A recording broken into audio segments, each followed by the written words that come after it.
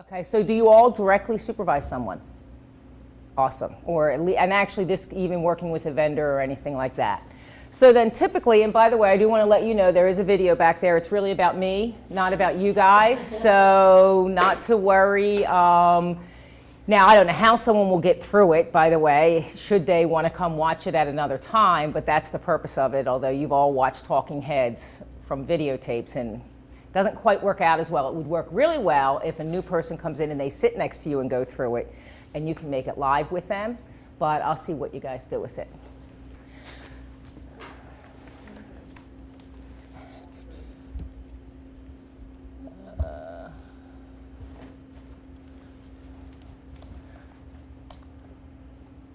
So this is about change. One of the things they talk about, though, with change is a results dip. So you guys know how to drive, right? You drove here? Did you ever rent a car or borrow a friend's car? And the first time you hit the brakes, you kind of fly forward, but you still have the skill of driving, but you have to readjust. Well, that's what this is about. We're either going to spend a lovely 3 hours together. Everyone has signed in. Do you guys stay for this afternoon as well? Okay, so some of you, which will then actually just be really honing it in and applying it right to families. This is applying it more to workers. So you get in the car, you slam the brakes on, you think you're hitting the blinker, instead the windshield wipers are going on and off. That's a results dip, but then you start cruising, you get to know the car. Well, the same with this, and most of this is skill practice, because if you don't practice it, you're not going to want to be out there with your supervisees unconfident and incompetent. So it's understandable that in order to do a little bit of change with your workers, because you already have amazing, wonderful years and years of skills, you got to be willing to be a butterfly a little bit.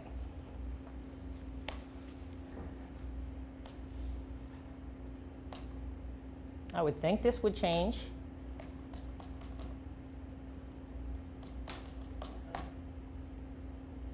We can live without it, by the way.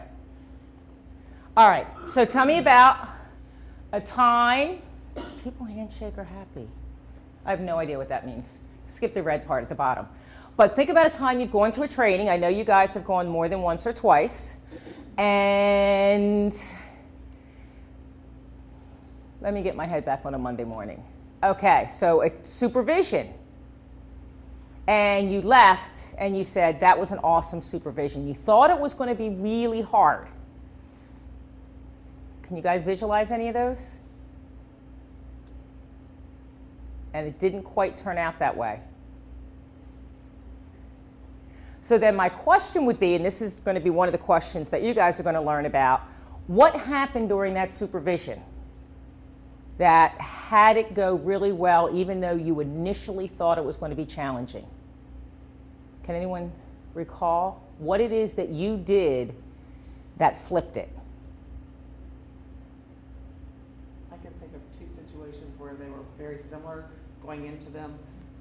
I was probably a little hot and I said, okay, now calm down and think about this. So instead of challenging right away, I presented this was a situation and would, let them explain what happened. And actually the information I'd been given was very different in both those instances than what they were perceiving. So you listened first. Yes. But it also sounds like you centered yourself first too, before you actually, which is key, by the way, to any of this, is centering ourselves first. You're going to do all the stuff you do that works, but then when it's a typical one, so you centered yourself first and you listened first. Actually, two of the key skills of this. Anyone else, can you visualize that supervision that turned out well that you weren't so sure about it?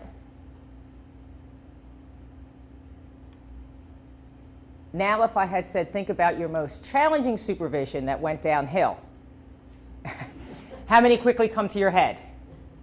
That's part of the essence of this, is that we tend to go deficit-based, and it's easier to do, and to stay strengths-based and solution-focused, one has to kind of really force themselves to think and see it from the very start. So that's the past successes question. We will practice that. And it's the follow-up that helped me learn from her. And actually, when I was doing the follow-up, I had to truly listen to her to see what the answer was, so that if you were going into a difficult situation again, if I were your administrator, I'd say, now remember, center yourself, and first listen, because I learned what worked for her. Now, it may not. This is no magic wand, by the way. You can do all this great stuff and someone can still say whatever, but it can help facilitate that. So, scale of 1 to 10, this is the second type of question, and it really helps see the change process, and it's one of the things staff can hopefully use with families, although we're not talking about behavior specialists measuring change, they can use it with families to kind of measure progress.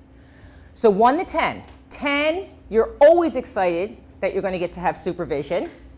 1 being, you're actually going to ask never to have to do it again, and you're going to switch positions. What number are you regarding facilitating supervisory sessions? So just get your number in your head. Scaling question can be used with individuals. It can be used with groups to learn different things. It can be used with couples. So during unit meetings. So the follow-up. Was anyone a 10? You just love supervision? So fortunate you have that as a job? All right, so nobody was a 10.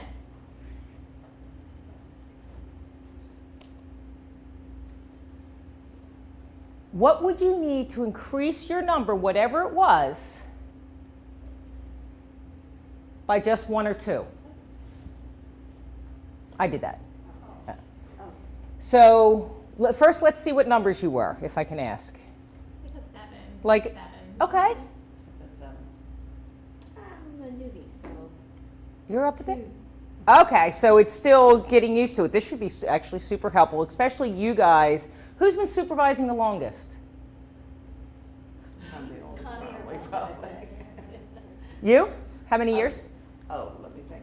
I've been where I am now for 27 years, and then there was like 10 before that. All right, so how have you Not lasted all. so long and you still want to learn, you still want to get new stuff? How have you done it? I think. Yeah, sorry. John, we're being taped. Sorry. Water is a very healthy thing in order to cleanse oneself. Very helpful. No, I think that the number of great employees that you work with who give you ideas keeps you coming back for the couple who give you like 80% of the problem. Okay, fair enough. That's something for you to use as a newbie because we want you here 20-some years later because that's what the workers and the families deserve is someone really experienced and can still have passion and joy, although we've got the other parts of the job there. So just... Please don't make it 20 years. Your number, sir? Okay. 5. 7. 7. All right, so what makes you a 7? Because just a 7 and a 5 doesn't really tell us a whole lot other than where it is on the scale. You got to find out what makes you that number. So what makes you a 7? There are always people who are going to challenge you, always. And you go into those with those butterflies in your stomach every single time because you just don't know. It can go Right. this way or it can go this way. And it doesn't matter what skills you pull out, it can go this way. This is or true. It can go this way. And I think it's that you just never know what you're walking into. So, if you had this, this cookbook recipe kind of thing to be able to say every time you go in and you do this, I think everyone could be a 10. Okay. But you deal with people, so I don't know that you're ever going to get to a 10 because there's always that Fair enough. challenge. Okay. Anyone else? What makes you were a little lower on the number, which is okay. Some people love when they sit down and do the supervision. Some people not so much. I think like there's always the other side of it, like people don't like being supervised. So I'm thinking like when I used to be supervised, even though sometimes it went well, you always would get nervous about it. So I always have a little bit of angst for the person. Okay. So I don't want to like. Tuning into others. I know that's actually a good skill to say this is what I anticipate they're going to walk in with, so I know I need to sit back a little. What's your 2 right now, or 3? Well, because it's brand new to me. Okay, so they're not knowing. Being in the other role. Okay. And so somebody I've only worked with as a peer all these years, and now I'm mentoring in some way. Honestly, this book has parts, and it has like even specific scenarios of I'm now the boss of my peer who I used to hang out with on a Friday and have coffee. Really is, and I don't usually over promote things, but really is good stuff for that supervisor who just got promoted. I walk into the lunchroom and now they get all quiet because I'm not one of them anymore. So some of these post-its actually have different parts, but I'll show you the part that specifically works to I got promoted. And I don't know, did anyone actually go for the same job with you? Well, no, it's not quite. How would you describe it? I mean, Yeah. Promoted. You don't have total control of their evaluations and those type of things, but she's in a role where she's now working with peers to advance their skills. Okay. Just, I mean, it's just. I'm not going Okay. to be evaluating them. per se. Right, but you're But still, the information I contribute in terms of how well they're moving forward. okay. All right, so that does have some really, really good stuff. So are you saying what would increase you by a 1 or 2 is if you would always know how someone's walking into the room and what to expect? Well, no, because I think that's what still keeps it challenging and good for me, you know, Okay. because you don't know, you still want that, You like that part, okay. you still want that a little bit, but, I'm not sure what would bump it up. Okay. Not sure. Anyone know what it would bump it up just a little bit to say, whoo, I look forward to supervision? Maybe the right tools, maybe the right tool to supervise with.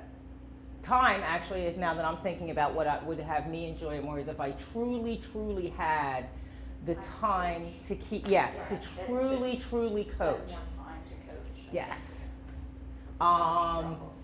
The key part when we get to the end of this is that if you do all the work up front, it's kind of like funding things, you know, the prevention piece, which is hard to do, it will pay off down the line, but you're right, it does take extra time.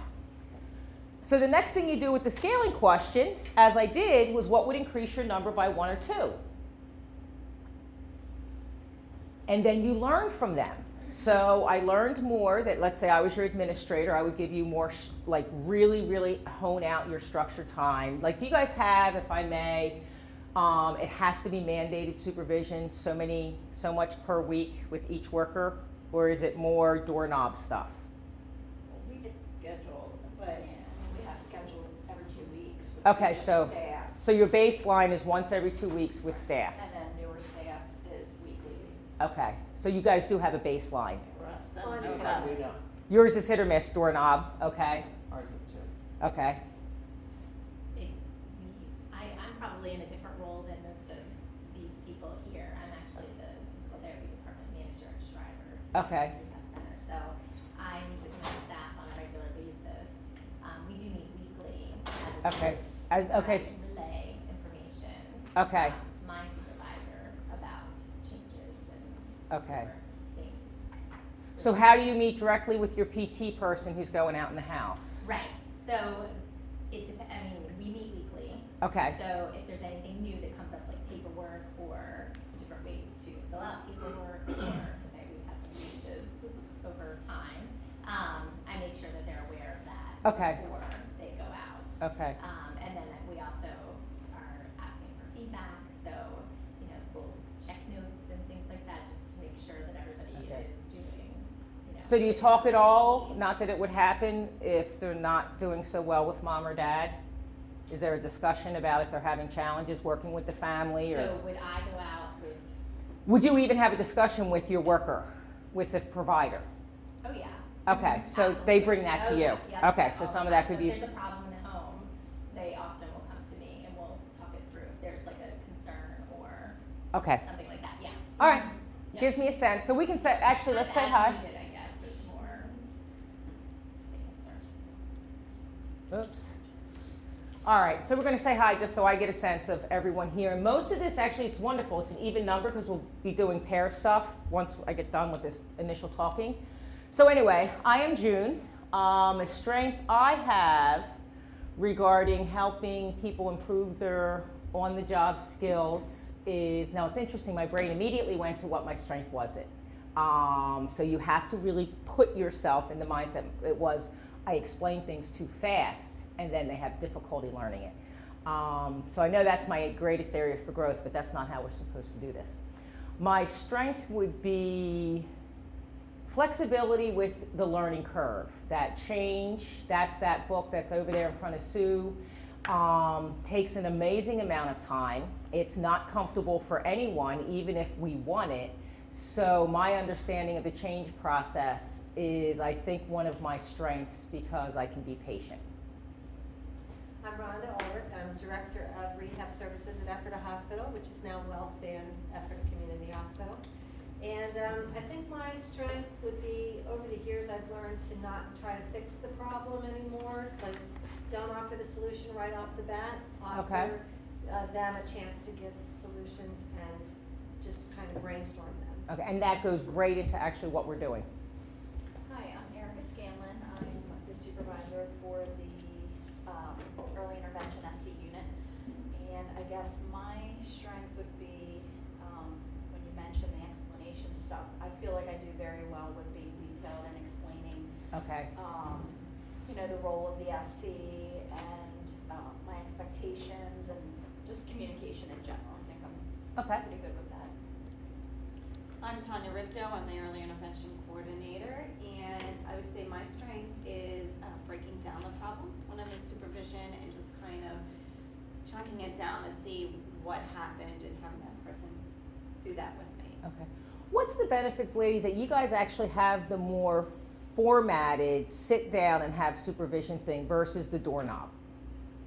Not saying the doorknob's a negative, and that's what many people have to do kind of on the fly, but what benefit do you get that you actually sit down with your worker in a room? I think you know What- what's going on, you're communicating consistently, you have an idea of where they are with their job. If they're struggling with anything, you can kind of get in there sooner than letting it manifest for a while. Okay. I think it gives them an opportunity, just to keep you updated and be able to communicate, on a consistent. And do they find, they make it in their schedule and you manage to do it? Yeah, No we matter- schedule right there for the next time. Okay. I would add too, I think that because every once in a while something gets canceled, and those are the times, like if you don't reschedule, it's so easy to keep putting it off, and then you kind of lose track of what's going on. And everyone's so busy, so it's not necessarily that I will think to go get them or they'll think to go get me. Right. I think having it scheduled keeps us all on the same page. And it can happen, no matter what busy world we're in, and I mean, that is one of the key things, even if you only have that happen, I don't even want to say once a month, but if that's like the bare minimum, it's that time to, we're not just sitting and talking about the task things, but we're actually saying, how is it going? And you can, if it just becomes part of the culture, put it into your workplace, that this is just what we do every Tuesday at 10 o'clock, it's you and I, and it's what we do, and short of a crisis, you do not schedule anything during this time. And it can work, and it keeps that relationship, even though there may be times that it's not, wonderful, it at least keeps it, what's going on, I guess, which is key with your workers. So if there's a small change that you could do, is implementing, there's going to be a time that we sit down and just work together, because the reality is you guys are the coach, and the coach has to meet with the players once in a while. Sue Scarlett, I'm the director of the Early Intervention Program here for BHDS. Strength, make this a strength, but through the number of years I've been here, I've worked in various components and handled a lot of emergency situations as well as the day-to-day, so I'm able to prioritize, I believe, what to work on at that moment.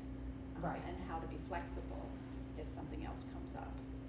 And I do say that's another important piece with teaching your newer workers and stuff, and if you're meeting with them, there's a lot going on this week, you have a lot of paperwork. Let's sit down and prioritize. No, I got it, then you let that worker go. But for other people, they don't get in their head what can go first. I know every piece of paperwork is always done exactly on time.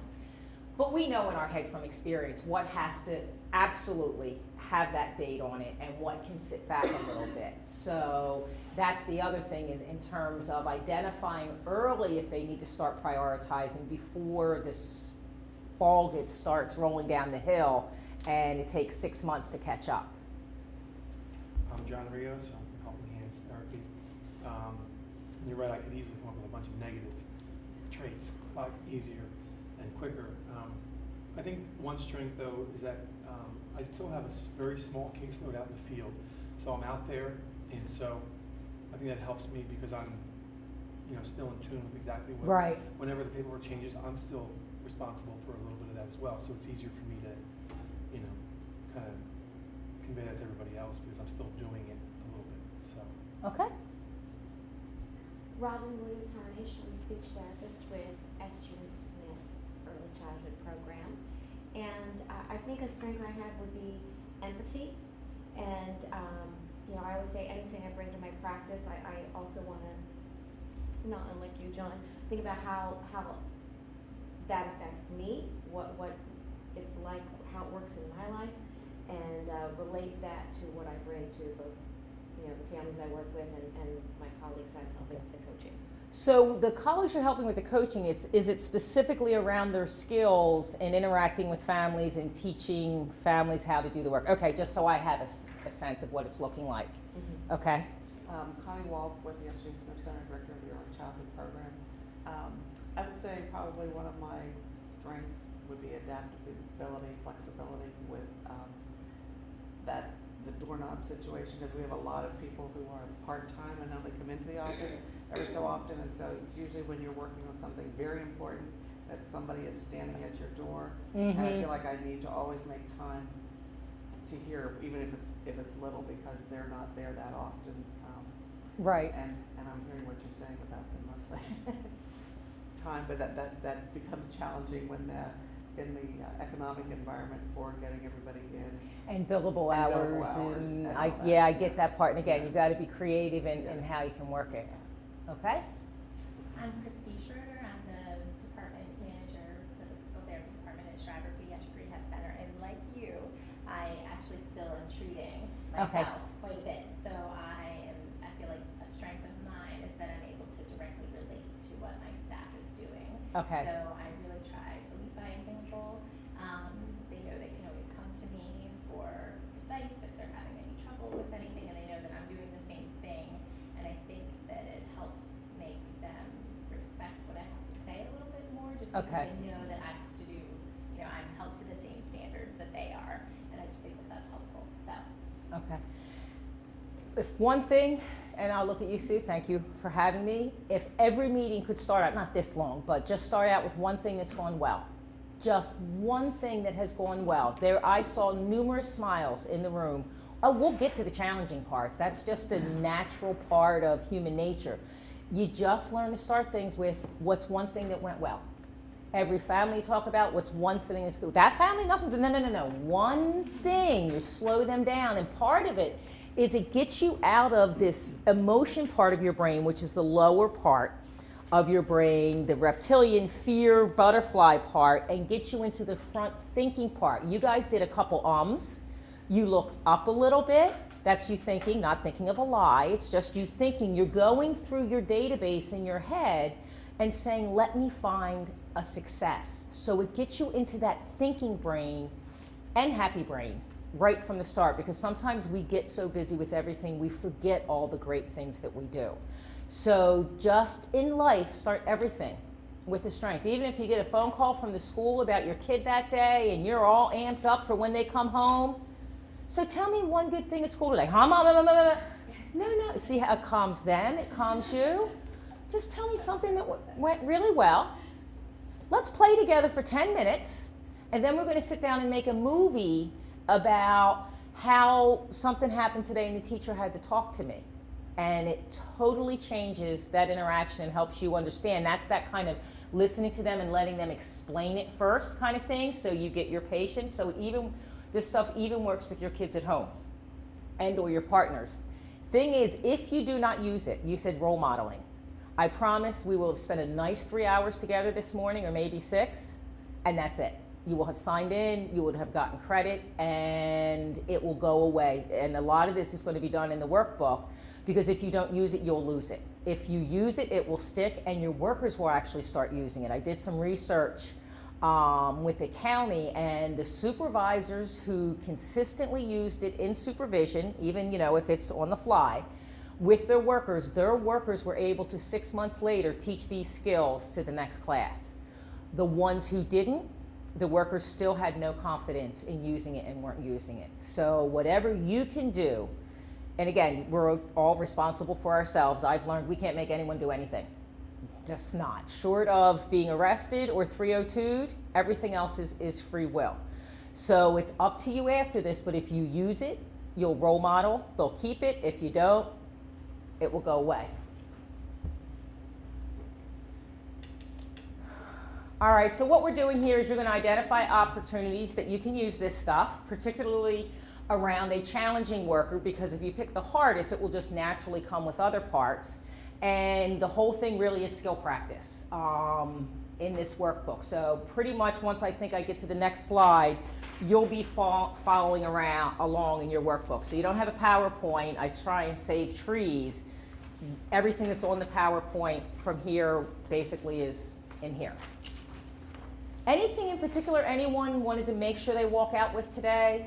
Like you thought, ooh, I mean, what we're going to go through is very specific solution-focused techniques to use.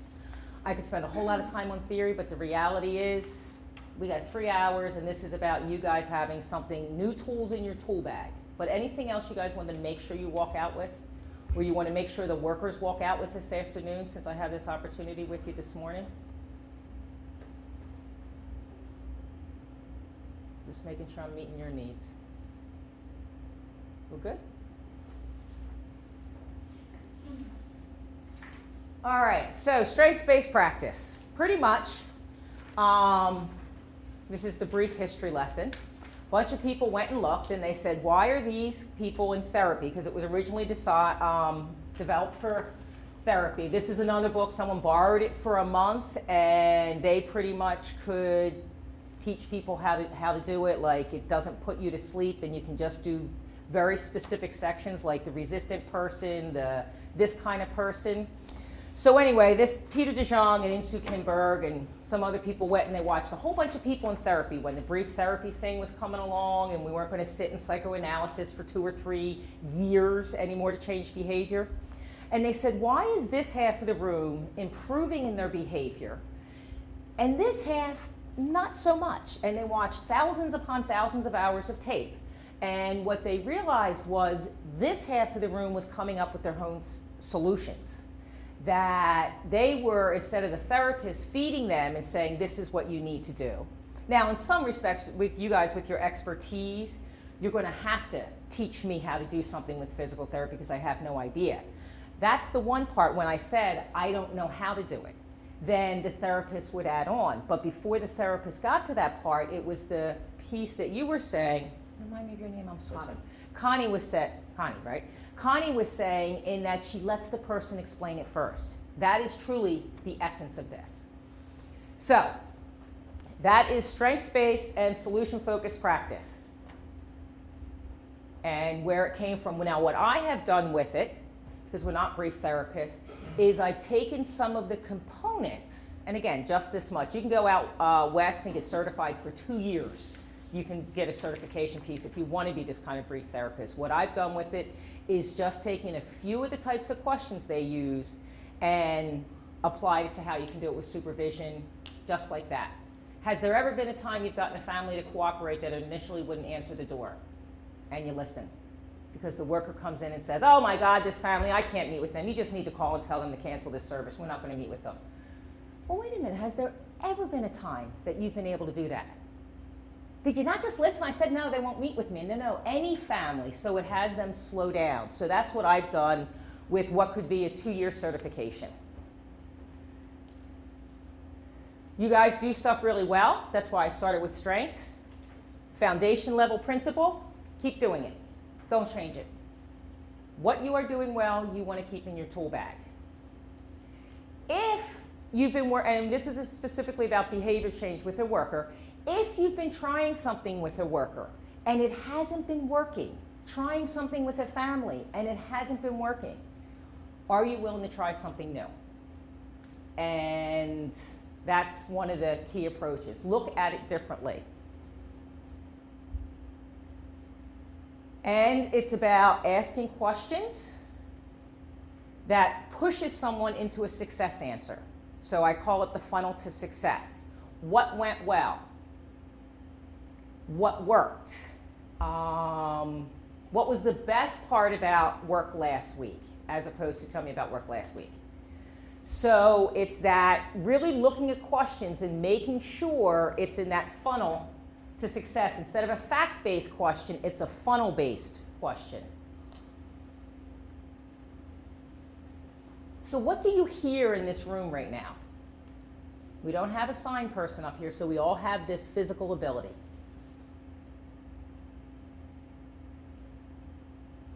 What do you hear? 2 ears, 1 mouth. It's a very interesting biological development, by the way. I mean, now that you're saying, I hear that fan. Okay. I wasn't before you said that. Now it's- That's about all I'm hearing in the room, by the way, other than this. It's a pretty quiet room. That's hearing.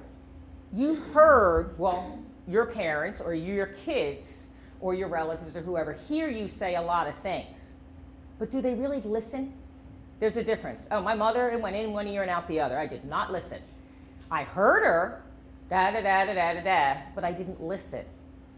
This is about truly listening. And what Connie had said is it's one thing to say, I'll center myself, tell me about what's going on, but then if you don't listen, you can't use it. So my question would be, what's your tell? What's your thing that your worker, if they were being super observant, would notice when you're starting to check out of this communication process? What's your tell? We all have a tell. Either you're getting frustrated with it or you're bored with it and you start, is yours tapping? Okay. Eye contact. All right, so you stop eye contact. I'll look and do something else, or check an email, or. Yes. By the way, number one frustrating things for workers is if I'm getting interrupted all the time during my supervision, because this is my time and I don't care, it's when she just came, this is my time. And you keep interrupting my time, and my time is really valuable. That is the one thing, or they don't pay attention to me. One of those two things. Mine is I play with my earrings or my watch. If I have a watch on, I forgot mine today, I'll find myself, I start taking it on and off. And then that says, June, you've stopped listening. You need to figure out what's going on here. Do you know what your tell is? Oh, mine's eye contact. Yeah, I start to looking at other things or Okay. the computers. Yeah, that would be me too. All right. Mine's I start asking questions that they already answered. I kind of lost my concentration. Okay. I'm not sure. Okay. Just again, something to kind of say, all right, let me see what this is. Do you know? Okay. Not sure either. Yeah, I'm not sure, but I think that probably I could probably look away. Maybe do what Sue does. It's like, oh, I wasn't concentrating during that. I have to ask it again. Okay. And that's okay to say. I mean, I've had to say that to people that, you know what, I lost somewhere along the way, my brain went somewhere else. I have no idea what you just said. Could be an age thing, just could be I wasn't paying attention thing. It's an okay thing to let someone know, but just start noticing when you do it and bringing yourself back, because for this to work, we really have to listen from their experience, not our experience in all our years and what it was like for us, but what they're experiencing in their situation.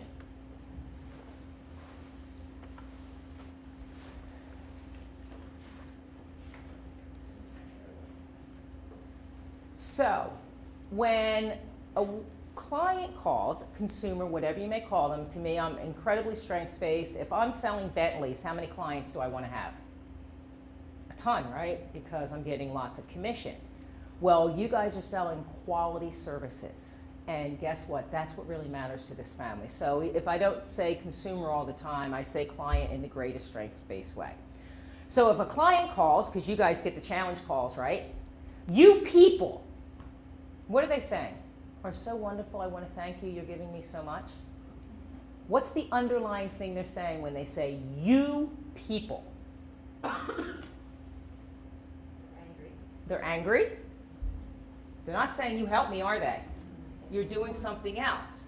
So our natural defense, we're mammals, if you haven't checked it out lately, we are mammals, is to verbally fight back, right? Because what will a mammal do when it's threatened? And you people is a pretty threatening statement when you guys work so hard. So what will a mammal do? Fight or flight. Right, or freeze, one of the three. I'm trying to decide, do I fight, do I flight? I'm not so sure. So sometimes when someone just looks at you with the deer in the headlights, they're literally frozen in that, again, reptilian part.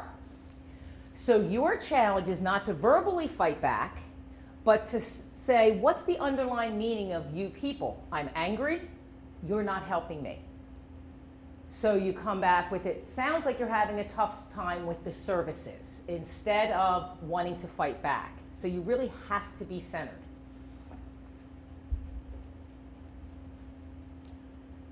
That family. So a worker comes in, they're working with you, and they say, that family. What are they truly saying?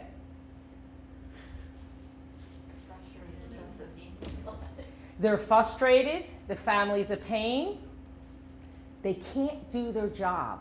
They're not able to be successful for whatever reason. There's something about that family that they're not able to manage. Oh, I know, the Smiths, oh, can you believe it? I know, I can't believe they referred it to us, we just got to keep trying. Versus, is there anything that's working with your intervention with that family? And do you see how it just, no, nothing. Well, you got a lot of work to do, just so you know, if you get that answer. Really, not one thing? Has mom met with you once? Yes. Okay. She actually lets you in the house every week? Oh, yeah. Looks like we have a starting spot. So it's slowing it down, but really letting them talk about what the challenge is, but also guiding them to some strength. Okay, sorry. Again, we've got to work and play well together. Those providers, what are they saying underneath? Not getting teamwork. We're not getting teamwork. Not communicating with me. They're not sending the reports. We could go on and on. Again, is there anything that's working? We'll get to the deficit part. Is there anything that they're doing that is helpful? And I have to sit back and think. So think about your most challenging SC that you've worked with. What's one of their strengths? What's working? You start from there. Think about one of the most challenging providers. Because again, we all want to work and play well together, but we know we can get better at it.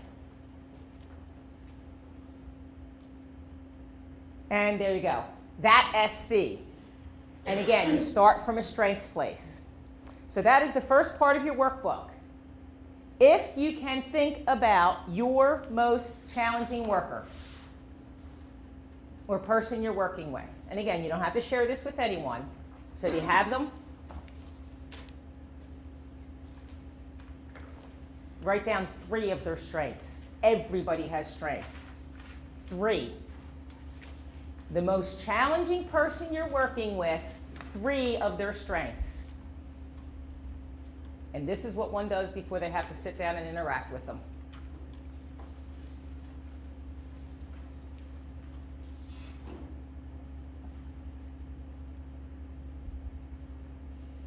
You write a very nice person 3 times, or no? No, I know, no, I like your sense of humor. That's why I picked 3, not 1. I say everyone has at least 3, and I know sometimes you got to dig deep.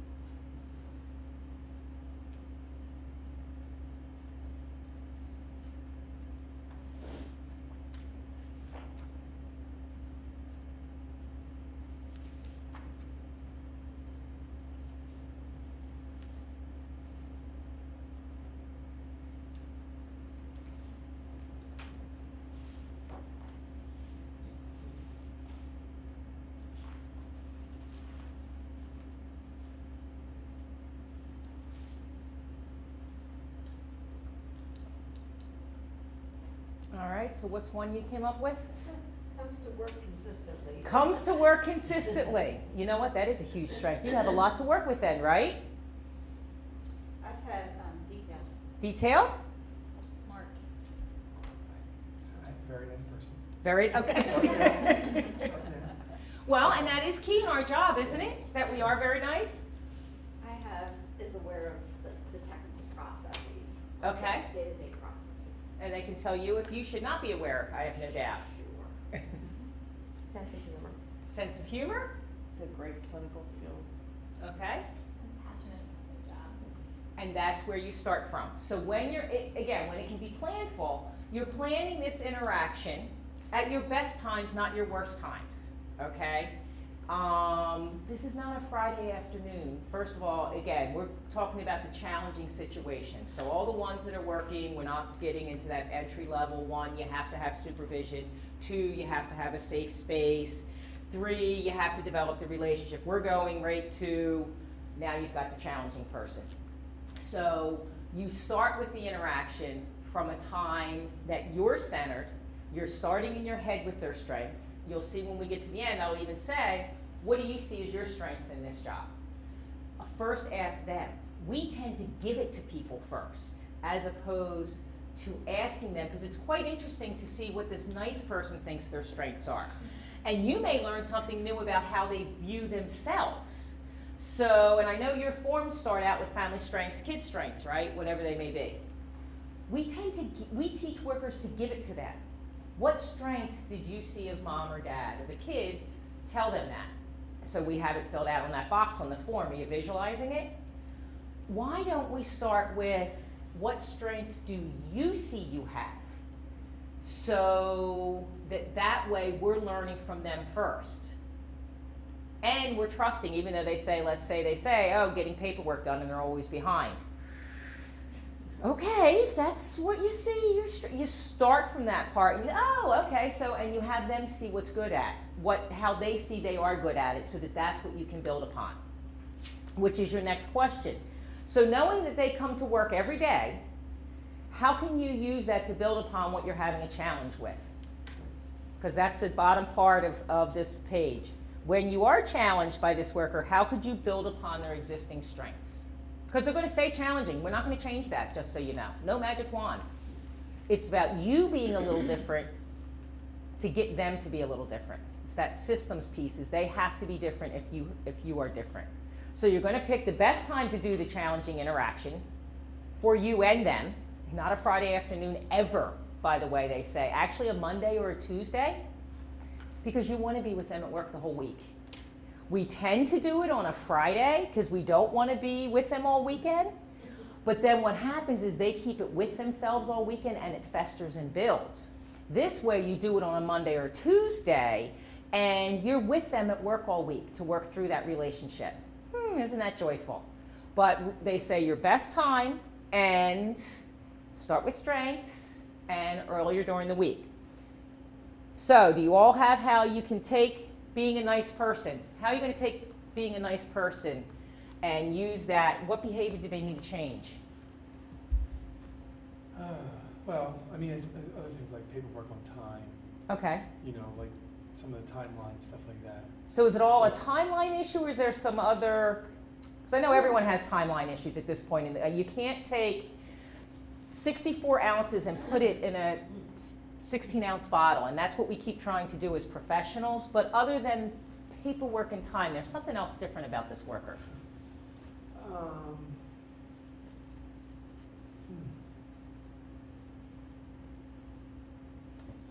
It's not in this county. Well, and again, confidentiality is really important, you guys. Some of you may recognize in order for us to be able to work and grow together, just that understanding, so. I think, this person also has another full-time job, so there's sometimes where there's not as much consistency. Okay. And I don't know if it's always like the family is not available or they're not always the one that's available or very flexible. Okay. So that's one issue, and just sometimes even just the communication, like knowing when they're missing like a no-show or two. I find out sometimes a few weeks later, and we always like to know right away. Yeah. The first one. Absolutely. So, Okay. So the fact that they're nice, though, and this is how I would do it in my head, Very nice. is I can at least get them to sit down and they're not going to cuss me out, kick me out, or do something like that. They'll be very nice. Is it to the passive-aggressive level, though? I'll yes you to yes, yes, yes, and not follow through. No, Okay. not at all. Very sweet, nice person. There we go. So that's, again, that's the starting point. That's what you want to build from. And do you see how your head's even going, thinking differently in terms of sitting down with them? Not the frustration of you're not getting your paperwork done, you're not doing this, but okay, let me see her as a nice person. Let me build from that, because I do need to get this outcome no matter what. So stay with me here on this. So you have your worker and you decided how you can use that challenge to build upon their strength?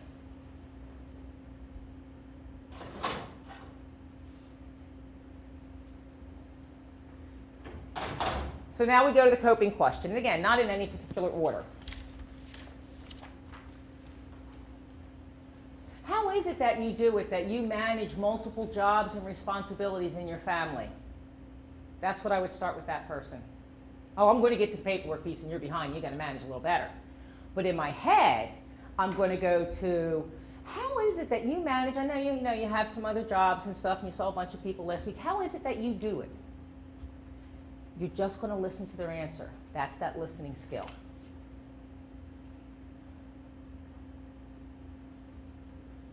How is it that you've managed with your son for the first 6 months, and now you're saying you need all these additional services? How is it that you've managed with this caseload up until this point? And you just listen. That's the coping question. It's not fixing anything. What it's doing is helping you identify the resources that they're using to get through. How is it that you guys are sitting here on a Monday morning? I'm thinking you have got to have a good amount of voicemails and emails and stuff to start your week off, and yet you're not even in the office. How are you keeping that separate?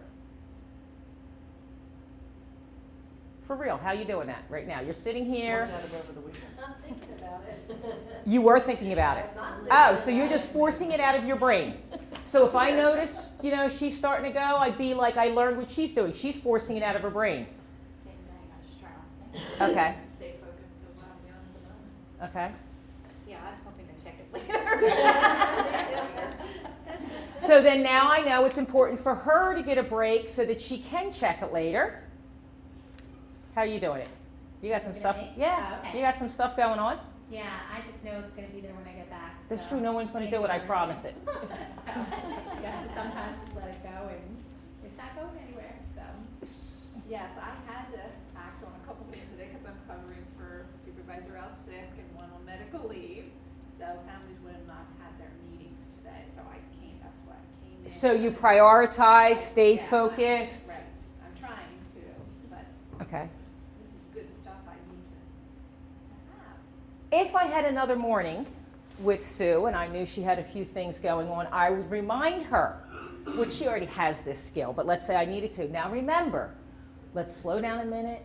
Let's prioritize. Because you can't be calling the families that she's rescheduling with, oh my God, we have so much going on. I can't believe someone is sick. I'm like, let's just prioritize. Let's do one thing at a time. It's all you can accomplish.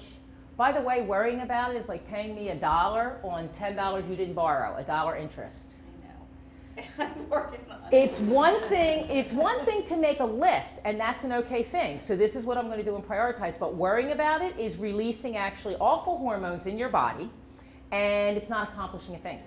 So there's not really a payoff to it because it will be there tomorrow. Nobody else does it. And alternative coping skills will be much healthier for your body and your workers. Coping skill does not fix a thing. It helps you realize the resources they're using to get by. How is it that you can sit and just hear your son scream having no idea what he wants from you? This is the worker that's so frustrated with the mom who's not doing any of the practice stuff. I'm thinking of speech here on this one. And have that worker really listen to what the answer may be from the mom to see what is she using. She's using something to communicate with her son. Granted, it's not the skill practice that you're wanting, because I know you guys do a lot of making the parents with them 24/7. So whoever's in the home, you're having the workers try and teach them. I'm not supposed to do a visit while mom gets to sit down and do her hour watching of the TV while I babysit for 1 hour, which is a big challenge for the workers. So what you're doing is you're just asking them how they do it. That's it. That simple is what the coping question is. So that you can realize their resources, and more importantly, they realize their resources. What have you found that is helpful in managing this situation? And again, switch the word situation with what the reality is. How do you do it? You consistently have, who was getting a couple kids up? You were getting a couple kids up for this morning. How did you do it? Because you're here. Failed. Did it work? Not on my daughter, no. Okay. I guess, I don't know, I think my husband helped out those.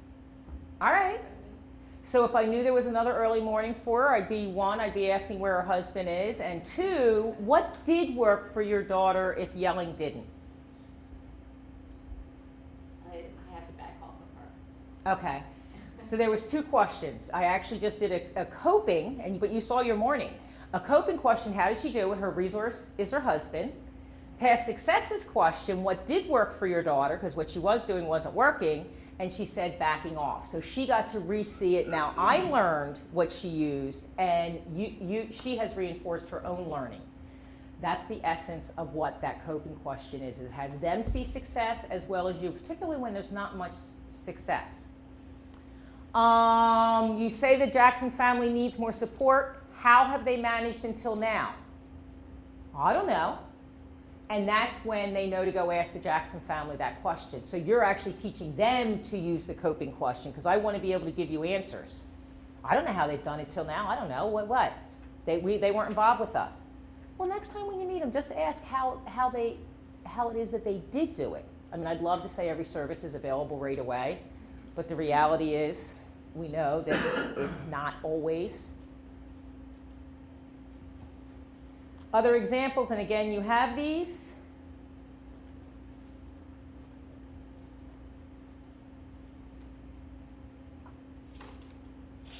So they may be complaining about a vendor, saying it's not working.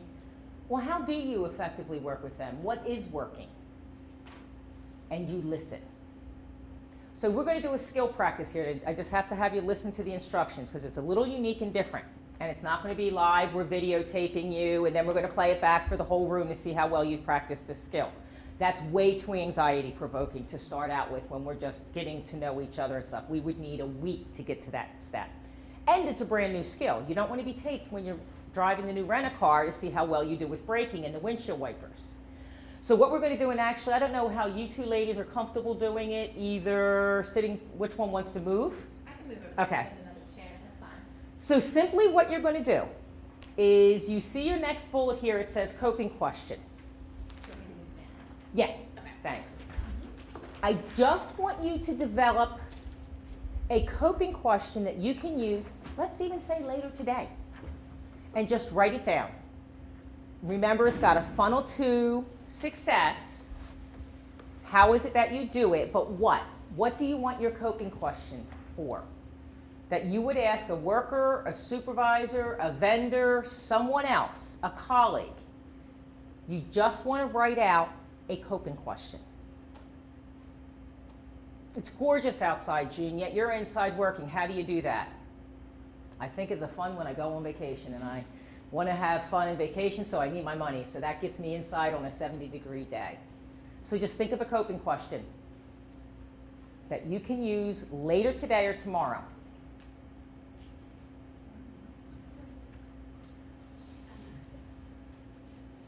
And just write it down, because then I'll tell you what the second step is.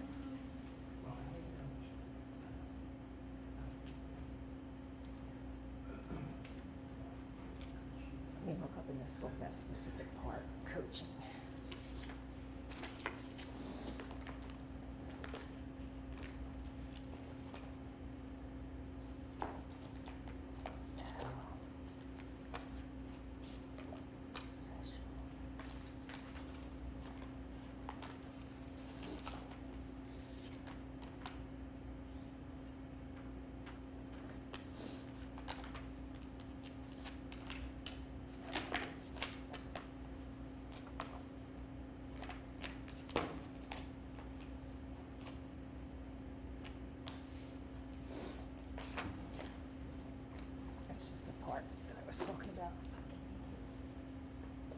All right, so you have your questions, double check it. Is it kind of funneling to how they're managing?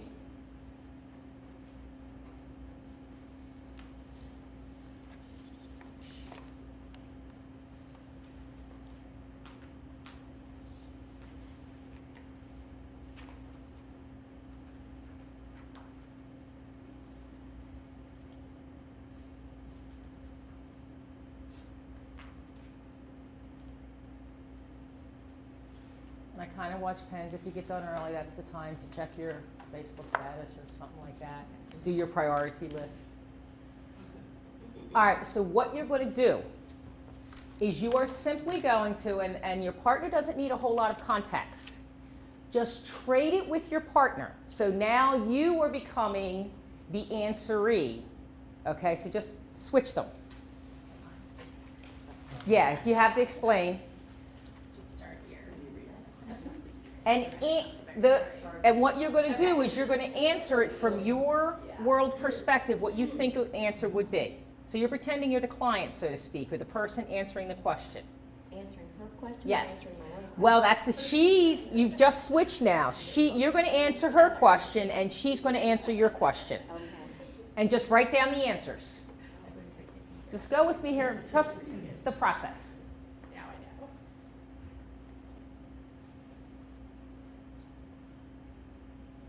So just from your world perspective.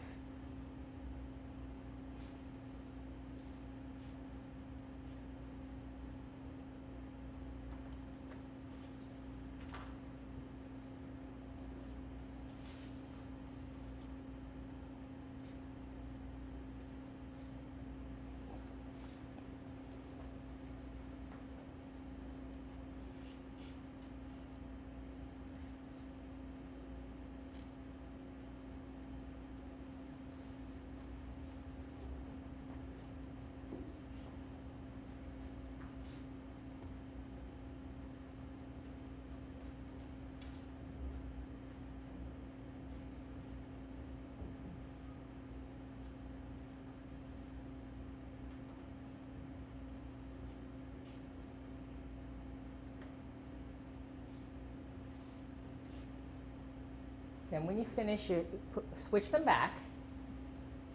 Again, I'm not rushing, just kind of giving you a sense of the next step. Hmm?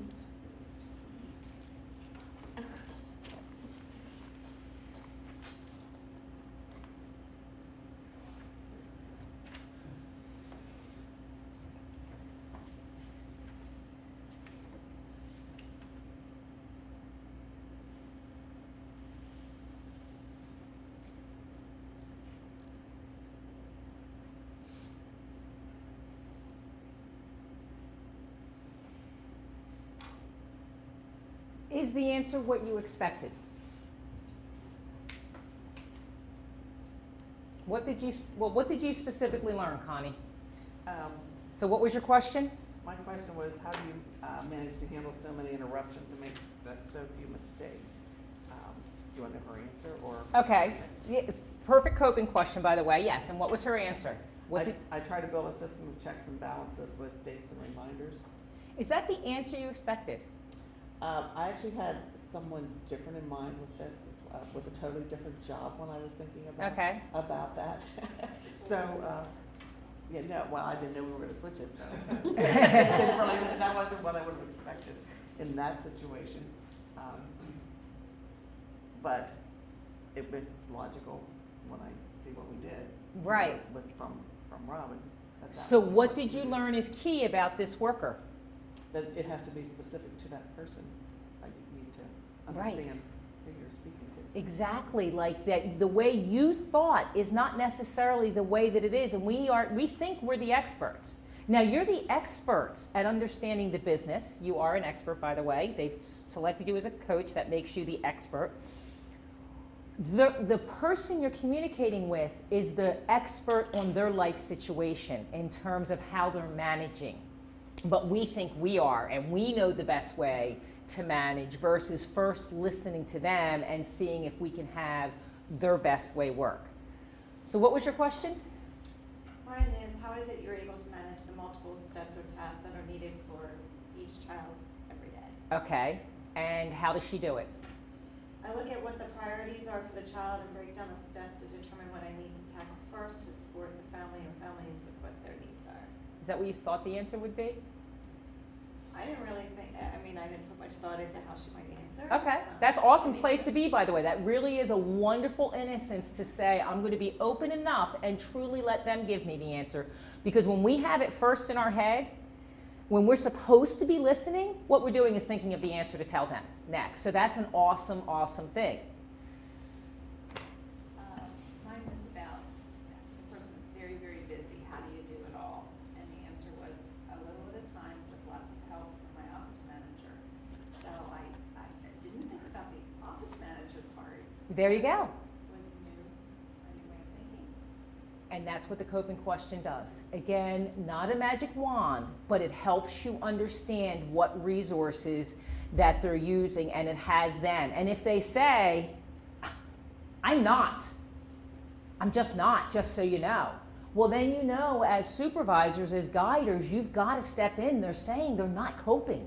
I mean, which is a rarity that someone would say completely that they're not. And they're really saying, I don't know how to. So when someone gets to the part that they're not or they don't know how to, then we're going to share the skills that we have to help them. But I mean, this detail person knows what to do. I just got to give them the time and the space to list their details. So that's the essence of the coping question. Any thoughts, questions about it?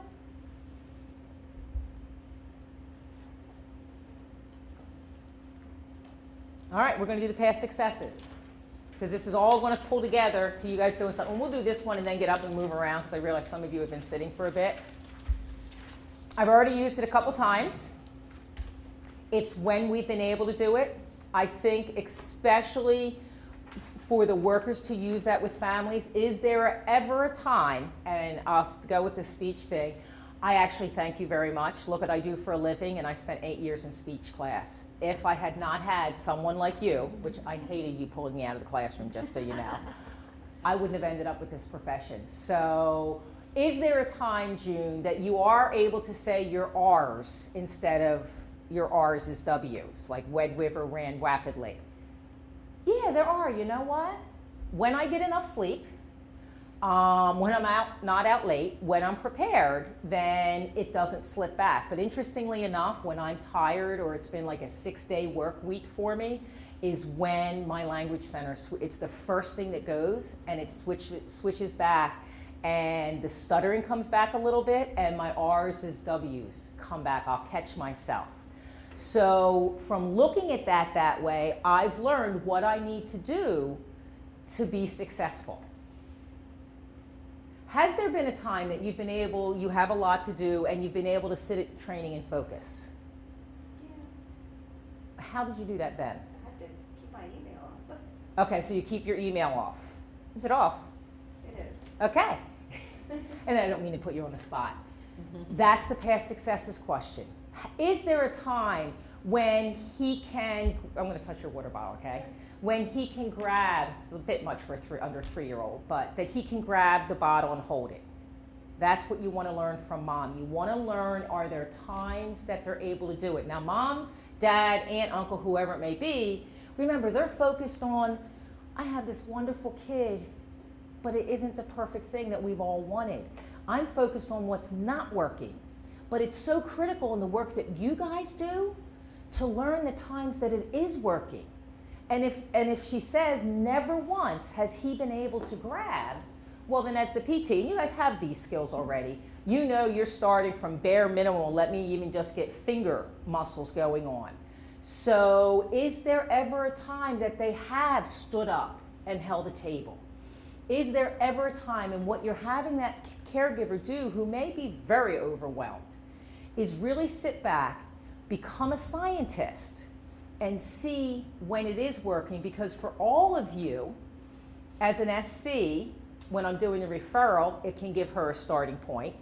And for you, it gives you a starting point from what you need to do with them. It slows the caregiver down. Again, out of this emotional brain. You guys know the emotions that come with It's not a perfect 10 fingers and 10 toes. That one's just a little turned or a lot turned. And it gets them out of that part into, is there ever a time we're successful? And that's what we build on. Your worker, there are times, you said, when they do let you know that an appointment was canceled. Yeah, I am emailing and following up with myself. Is there ever a time, though, that she or he, is there ever a time she has let you know in advance, or like at the appropriate timing, that she didn't get to something? Yeah, because I've constantly been on top of her, like, send emails, and then she'll send me an email, like, oh, we missed an appointment this past week. for the Okay. show or something like that. So if you send her the email every week and ask her who showed and who didn't, she's able to respond. Yeah, yeah, And that works. yeah. And when she does send an email on her own, I say, thank you for the update, thanks for letting me know. Okay. Is it that you need to get it to where she does email on her own, or if it's working that you just do the once a reminder, that's okay? Because that's just who she is. Because I don't know, like, if they go, sometimes if they're scheduled for Thursday and there's no show, I don't know exactly if they might change their schedule. Okay. So it's nicer to know right away. Like, All right. it's nicer to know. Okay. Like, that day or the next, they can text me or, Okay. So is there ever a time she tells you in advance? lately because I've been, because of the constant Okay. reminders I've been sending. So what you would want to do with that? Send her constant reminders. Well, again, that takes extra work on your part, but some parts is, if it's working, you know what? Then you just have an email. I have something that comes up in my phone once a week that says, June, make sure you do this, and then it comes up every day until I do it, and just to get rid of it, and it works. So you may need to decide, one, since it's working, why don't I just go with it? And this person, although they're so nice, just needs a little prompting, so I'll give them a little nice prompting, because everybody's different. And that's not maybe ever going to be her strength area. Just like I tell my staff, my strength area is not explaining things. I know, look what I do for a living. Great, smart lady, Sue, to bring me in here. Just way to go. So please, if I ever go too fast or something, because I forget what I know and you don't know, slow me down. So that way, you might say to her, I notice your strength area isn't letting me know. Is it okay if I just give you these prompts? So that's one aspect with the past successes, because you prompting her works. Like 100% of the time? Yeah, sometimes just send a second email, but yeah. Okay. That's And I one realize way. that she also has a full-time job somewhere else. Right. So it's like, this is part-time for her. Right. So it's kind of. Or you can say, you know what, no, you're getting paid, you need to be responsible, you need to let me know. And you would ask her the question. So is there ever, sometimes you let me know right away when you don't have the visit. How do you do that on those times? Do you know how she does it? No. And there's the essence of this.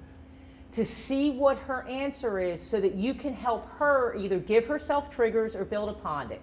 That's the times I text you. That's the times, I don't know what her answer would be either. So there's two ways you could go with it. One, me doing the extra work is just working. But I would first try, why is it sometimes she can do it? Because you're right, it's a quick text. Miss the Smith visit. And that's the essence of the past successes question. So for all of your workers that had your most challenging workers that we started with, is there a time they're ever successful in that behavior? As you think about them, the one that you want, not the one that is their strength. We know that. Strengths we don't have to work on. Or is there ever a time that they are able to do the performance you want? Not be too stressed out, not lose focus. And that's the past successes question you would pull out for them. So I'll show you some examples, and then you're going to develop one for that worker regarding their successes.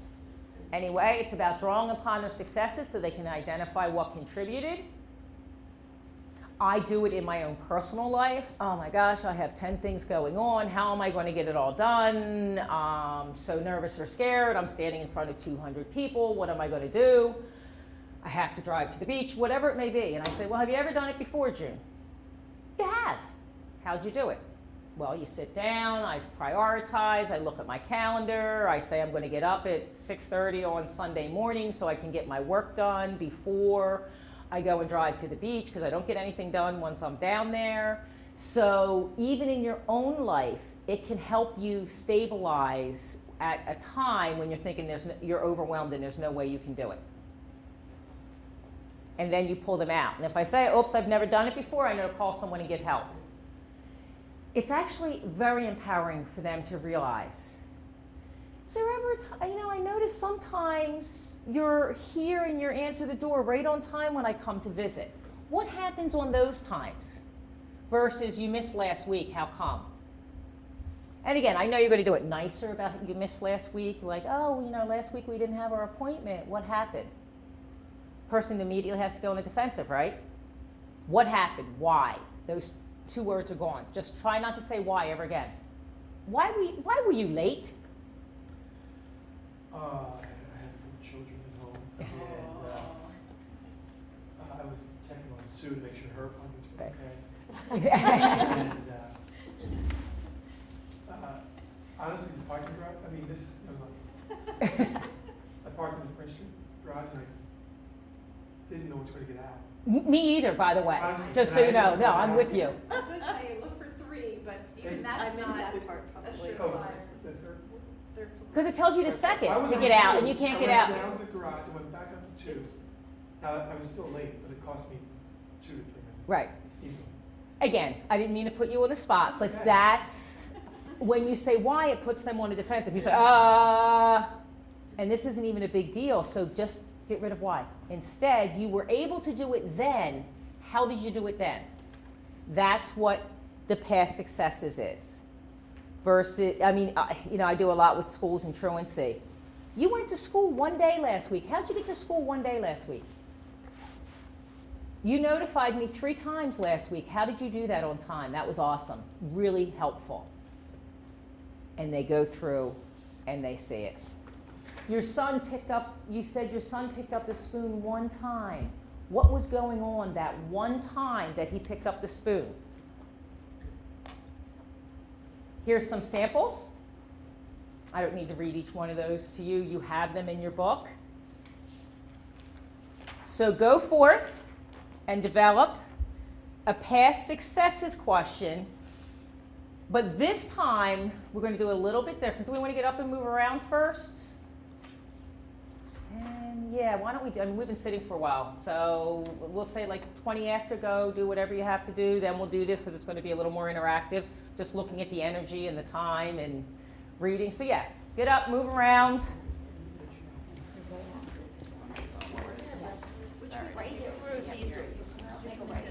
First is that it gives you the opportunity to practice the skill in a safe way and really think it through, as opposed to just saying, okay, you've learned something new. Although you've asked questions like this in the past, it's just really putting a name to it in terms of it's called a past successes from solution-focused therapy. So you have your samples, you write it down. Once you have it written down, so this one will take a little bit longer, you just pick who's going to go first, kind of thing. And you basically ask each other the question, but when they answer, really listen to it. So I'm going to write the question down, so past successes. Has there been a time when I've presented and did not become obsessed with that camera? So I would write that question down, right? And then I'd wait for my partner to get finished. And then I'd say, I'll go first. And I would ask you yours, but I have it written right here. So it's okay. It's not like I'm having to start from scratch. When they answer, truly listen to their answer and what you learn. Because that's the part you're going to jot down. And I have done this, like even when I'm working with someone, I'll jot down what it is that I'm hearing the answer be. So then I say, okay, so what I heard is, once you get going, you don't even know anything's back there. And that's how you're successful. I just ignore it completely, because otherwise, I would imagine it could be extremely intimidating. So you would just put that in your database and say, okay, so she completely ignores it. That's how she is successful. Because by the way, not only are we going to have the camera this afternoon, but we're going to play it back in segments for people to watch. Oh, well, wait a minute, you didn't say all that. So your first step is just write, everyone individually write down a past successes question that you can actually use with someone. And if you want to pick for at home this afternoon, because that works better, that's fine. Whatever place it will be that you are going to use it today or tomorrow. You want to know if someone has ever been able to do something that you're having trouble with them doing now or doing consistently. Is this related to us or to our employees? Your employee. And I said, if you can't think of your employee, think of it even at home. Like I've said, I travel a lot. Is there ever a time when the trash gets emptied when I'm gone? Nope. A rarity. So a scale of 1 to 10, what's the likelihood you're going to do it this time? Like a 1, 2, maybe it's not going to happen. Guess what I do before I leave every time? I just take the trash out because there's never a success. So stop fighting about trash. What if it's kind of a personnel-related matter that, say, I mean, I'm learning a lot supervising support coordinators and so on. Right. But this person's first instinct is to go tell their coworker pretty much everything, or, you know what I mean? It's kind of a. Is there, well, I mean, one, if I think about a supervisory level, because that's one of the things getting promoted, I can no longer share with my peers what I used to be able to share. So is that kind of what it is? It's kind of it. You know, I don't mean to be too personal or anything with them, because that's a pretty touchy thing. You call me a gossip, floppy chops. Right. But could you think of a time where, you know, there was some important administrative information and you just really wanted to let someone know and you just didn't, even though you wanted to so bad because it was hard to hold in? So do you guys ever have that scenario where you had some hot, juicy HR information, but you couldn't tell anyone? How did you hold it in? Like not even your best bud at work or anyone? Took a lot of self-discipline. I just knew I couldn't. Okay, so when you were tempted to do it, how did you just not? I guess I just switched them. I don't know. I Okay. don't know. And when she says she doesn't know, she really doesn't know, so you kind of let them work through it. So how do you do it? So you're not telling everyone all the juicy HR stuff? Just stop myself and Mm-hmm. know that I can't do it. That's how you would ask him. Now, it's a little touchy, and I realize underlying, you know, I'm asking you, what have you been doing gossiping? But I'm going to listen to his answer. I'm going to listen to their answer.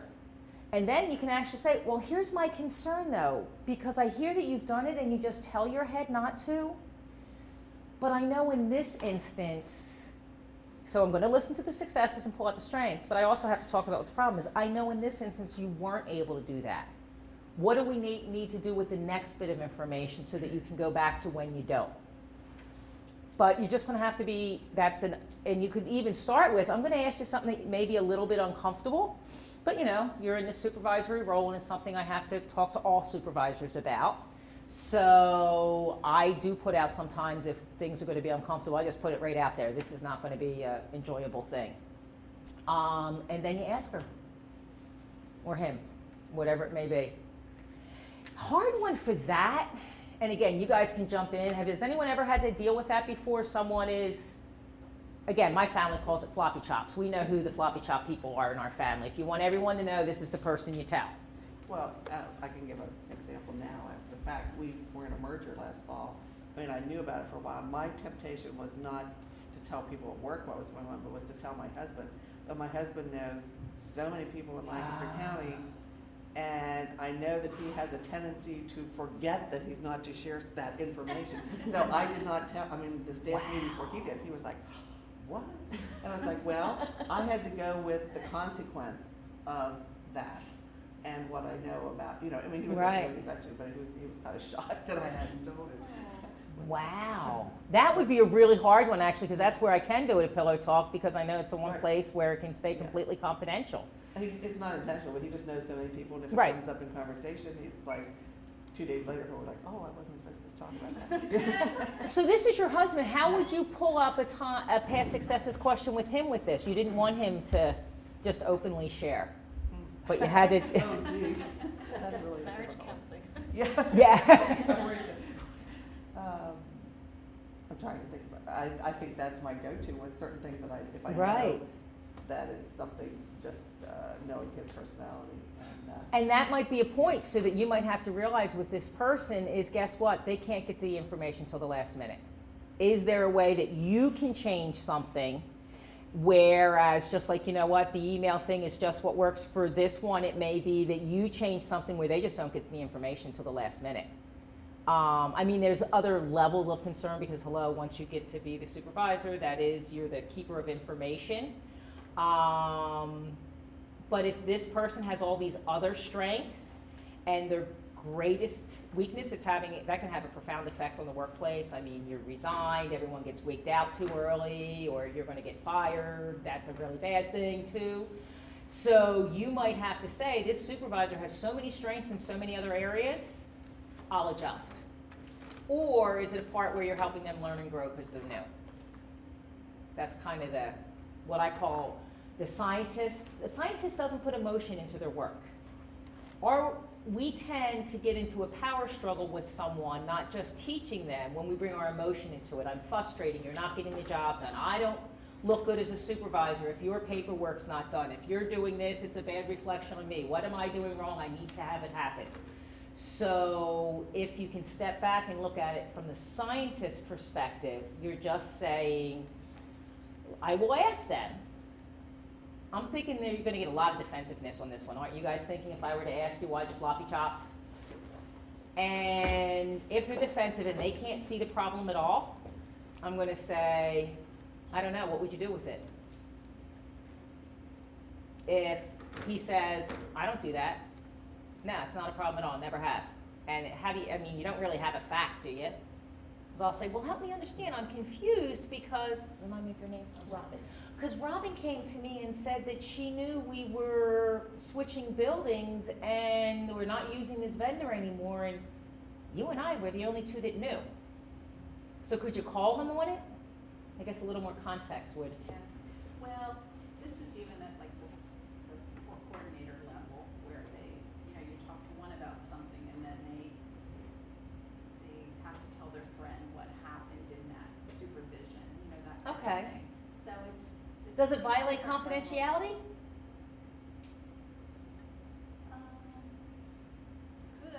It could. I mean, if It's it their choice though, I guess, in some cases to share something, that Right. happened.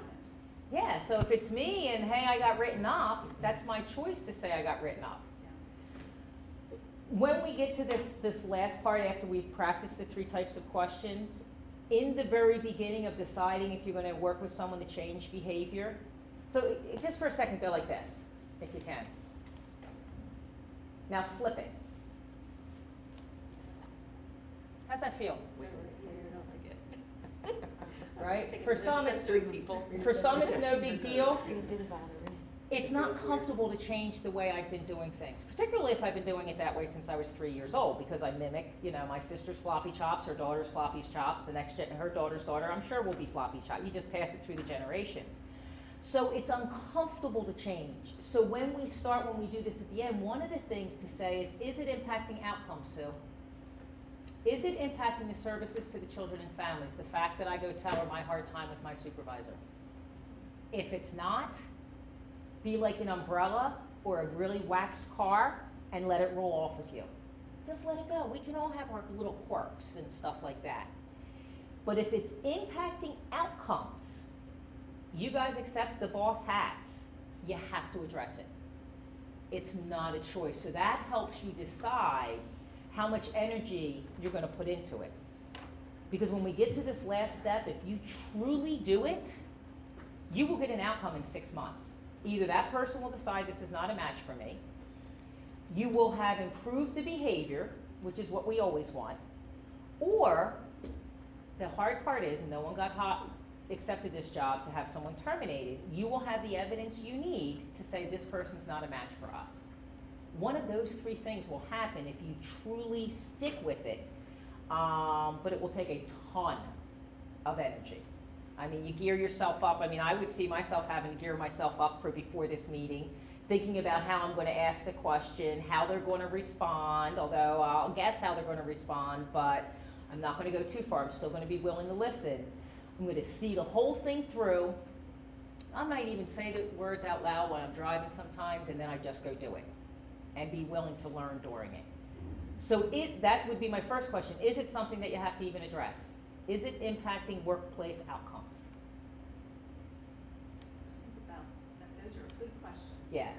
And then you decide, well, yeah, no, it is, I have to. And morale's going to be what it is. So is that, I mean, is it really so where it's toxic to the workplace? Because I've had people say, oh my God, she comes and she sits at my desk and she talks all the time, da-da-da-da-da-da-da, I can't get anything done. Have you told Connie? Oh no, that would be rude. No, it's okay to say, hey Connie, I gotta get my paperwork done right now. Can you, give me a break? Why do you have to come to me to talk to Connie? Do you want me to help you with that? How about it, maybe we'll do something during a unit meeting, we'll help everyone. So if she's saying she can't get her work done because I'm socializing, I'm social butterfly, that's one thing. But she has to address it. This is not June's chatty issue, it's Connie setting a boundary issue. So you have to first decide whether it's critical enough to even put energy into, because you have enough things that are. So, develop your past successes question you want to ask someone. Is there a time they were able to perform a behavior you want to see more of? And what I usually say is think of that challenging worker that you thought of, because that's what's taking you the most energy up in your job right now. Is that whatever came to your head first thing this morning is taking up a lot of your energy. So first thing is, can I just let it go? If you can, pick another thing. Then you say, whatever they're doing, do I want to see if they're ever successful at it?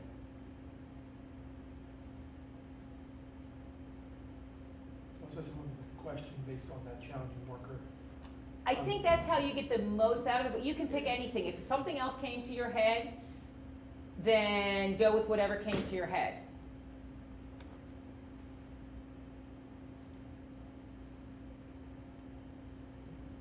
If it's the challenging worker that you want to go work on this afternoon or Tuesday or Wednesday, pick that. I'm really about not that we sit 3 hours together. I'm about 6 months from now, someone says something to Sue and says, I went to this workshop, I tried something, it's working, you try it too. That's what matters to me in life. So that's why I say something that you'll use, because if you use it, it will stick. If you don't, it falls out.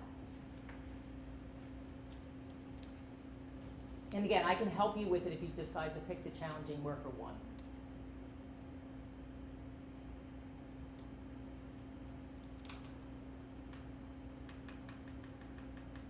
If you have someone who's consistently late, you guys use the Pelican? You got your stuff into the Pelican 2 times last month when it was supposed to be. How did you do it on those 2 times? See how that's so different than, why is your paperwork late again? What you're doing is you're telling them, so can you ever see that they're successful? So the person you're thinking of, what's your past successes question? Can you tell me a time when you tried a new coaching strategy and you found it successful? There you go. That's beautiful. Do you see how it forces that person into? So what's yours? Mine was, has there ever been a time when you were not on the PMU list? And how did you get that done? Well, there's some people on there all the time. Now, the only question I have, do you know when they're not on it? Would you know? Yes. Okay, so, It comes from the county that they're. Okay, so okay. That's why they're laughing. okay. Do you mind if I use that one too? Yeah. So what you want to do a little bit more with it, if you get to do the science part first, on 322 you were not on the PMU list. what happened the time you weren't on it? So, yeah, okay, I So missed the this month- finding out. So if which you month. know they're not on it sometimes, let them know that you And know. what if they are every time? Well, and if they You had are, a fewer number Yeah, that's, on the that's, I was list gonna this say, that time. would, That was would- beautiful. yeah, good. Yes. that is what you would want to put. I noticed that sometimes you only have 2 listings on the PMU list. Tell me about what happens that week. And what you're doing is they're just starting to give you the tools they need to be more successful. But you're going to actually then add to the work and the success. So what are you thinking? I probably should be more specific, but has there ever been a time when you've been able to stay calm when a provider doesn't fill the forms out right? That's beautiful. I mean, it's okay, again, if it's a quantitative fact thing, then it's okay to say, here, I know there are these 2 times that you have done it. If it's truly you don't know if they ever have, then it's okay to say, and if we were truly to go by this, one's called an exception finding question and one's called a past successes. Exception is, has there ever been a time? Past successes is, you're successful these 2 times. When I do an entry level training, I don't separate out the 2 differences between those 2 questions because you don't need to know it. So that works just as well if you don't know. And they go, I don't know. Well, just think about it because their initial answer may be, I don't know. And then you say, well, just take a minute and think about it. Someone once told me, I don't know is an unwillingness to look for the answer deep enough inside of yourself. Now, I don't say that as a supervisor. I would say that as a clinician after we've developed a relationship. But you'd say, well, wait a minute, let's slow down. Let's really think about every provider you've worked with and when you get all upset, so you're starting to give them some of the movie, is there a time that you've stopped yourself and not been able to? And if they say no, you are literally starting from the driving permit. And remember how much energy that took. And you're really going to have to build their confidence in whatever skills you use not to have them start practicing in it. And it says change will take like at least 90 days to 6 months. 3 to 6 months. You guys put the same leg in your pants every morning, just so you know. My right one. I would have to put a sign right in front of where I get dressed, and it would have to say left leg first. And that sign would have to stay there for a minimum of 90 days for me to ever switch that habit, because it's so much a part of my programming. It's a change, and even though that's an insignificant thing, I guess maybe I could fall over if I did the wrong leg. Imagine if it's something significant and it's just a part of who I am, how long it could take to change. So you're really going to have to work with them, not for them, but with them on it. So yours is? Can you tell me a time where you successfully facilitated a meeting with a team, and I don't know about the end of this, that was difficult but had a positive outcome, or should I end it? I feel like difficult and positive outcome together is. Right. So what you're wanting to learn, because that's what you're thinking of before you're doing this. Can you say the question again? Can you tell me a time where you successfully facilitated a meeting with a team that was difficult but you had a positive outcome? Okay. Yeah, that works. Fair. Yeah.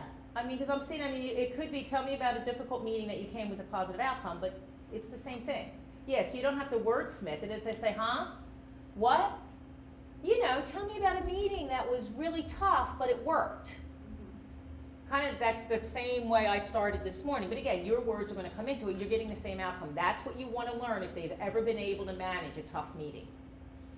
I do realize with workers that we do need to spend more time teaching them how to facilitate difficult meetings, because it's not a skill that you're getting throughout school. It's not a skill you typically get in the workplace, and managing these meetings are tough. You're getting providers in the room, you're getting parents in the room. It really is a skill to manage meetings. I thought of it because they're having, when CASP first came about, now I'm aging myself a little, the Child and Adolescent Service, that we were just asking caseworkers to go run the CASP meeting, and they were like, kind of thing. So that's a great question. Oh, this is tough. I guess mine, for my person, I thought about would be, was there ever a time that you were able to successfully collaborate with the PT across the hall that you're having difficulty with? No, that woman has been a bitch from the start, excuse my language, but let's just say that's the relationship, and so that's a beep. So what do you do if that's the answer? No, I have despised that person from the start.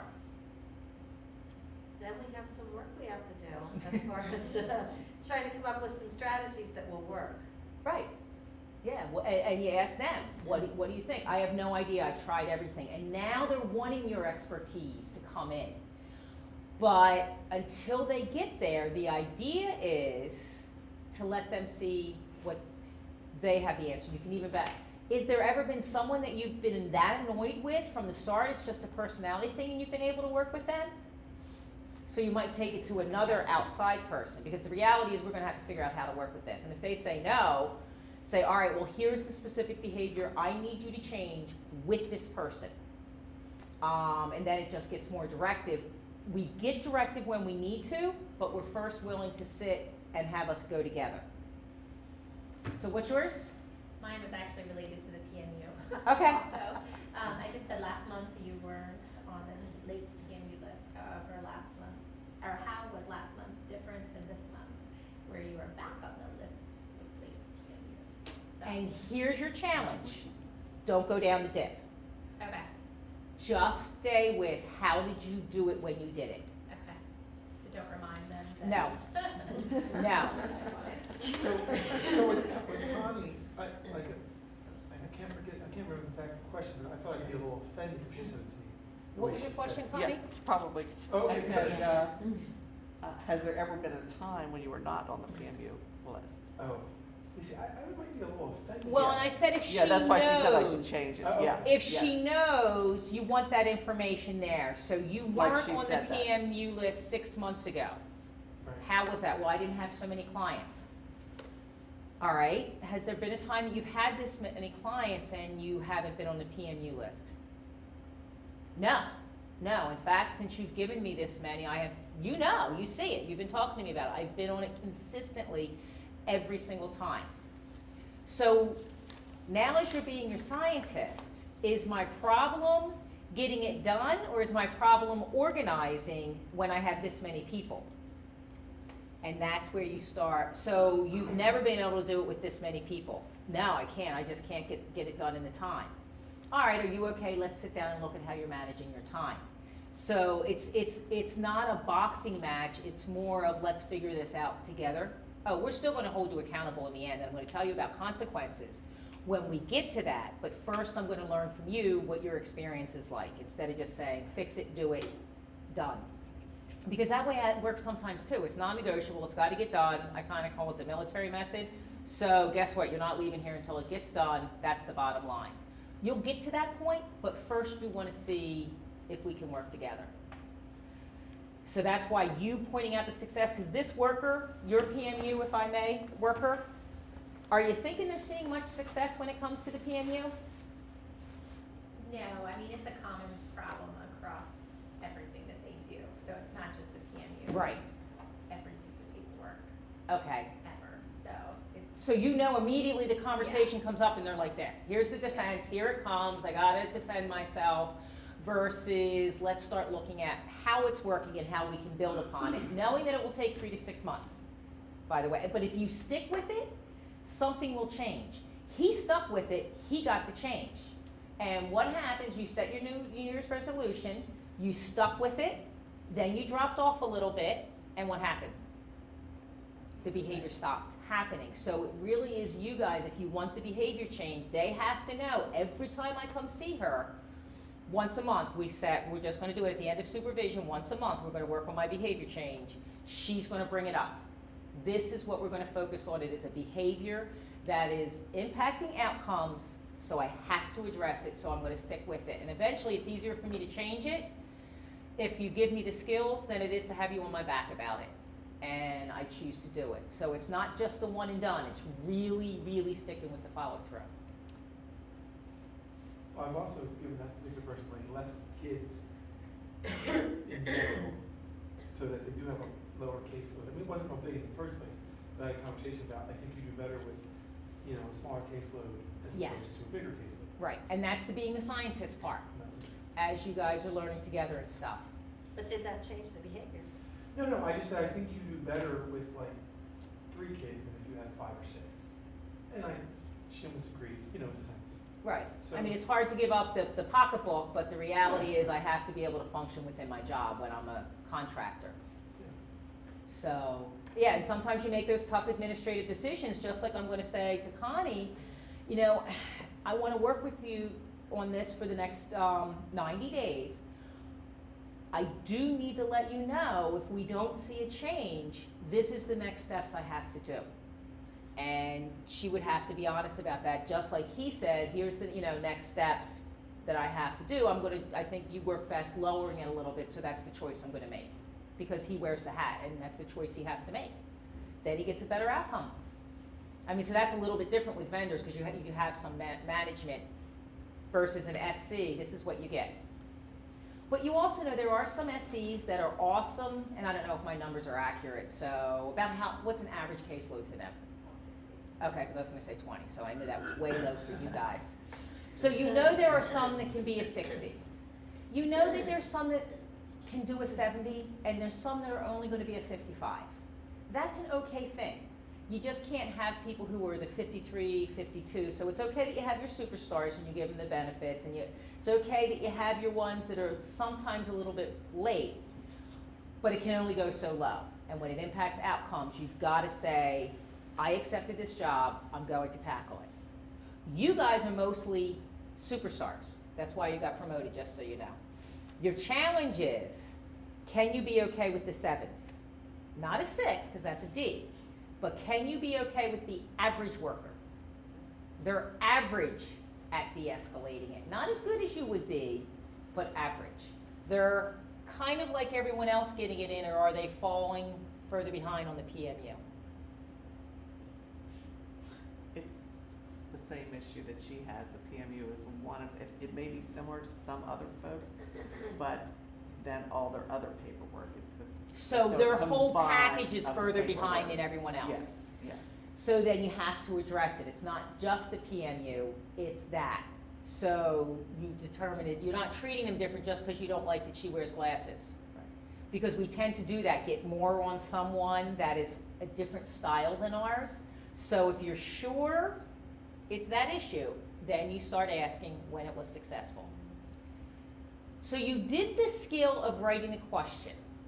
Here's the skill, and you guys have it, but it disappears when we go like this, just so you know. When you start writing in what Sue was doing this morning, it was more her head letting people know, which you have to get into sometimes. But this is when you're in the slow down moment, when you're trying to really figure out and learn from someone. So now you've all practiced writing the question.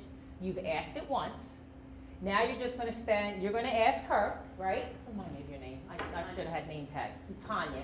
You're just going to ask Tanya and really, really listen to her answer and see what you learn. And then that'll take like 3 or 4 minutes, and then you're going to flip-flop and really listen to her answer. So this is the skill practice of truly listening to what they're using to be successful. Does that make sense? Truly tuning into them and really, really listening to what they're saying. So, go for it. Yeah, you can. I don't think that we'll be able to pick, yeah. Can you tell me the time it was successfully selected the team that was different from that? Alright. Can you So tell yeah, me the think of time what your answer might be. where you You're tried just basically one going to of be the her new or coaching whatever. strategies and You're going to jump into That's that our one. question, or? So you're going to ask your question. Okay. She's going to answer it as if she were your worker. Okay. And you're going You to can really tell me listen about to that. what her answer is. Really take in what it is that she's using to be successful. Sure. They were doing text. Did you want me to repeat what it said? Just that, you know, not the text, right? Probably.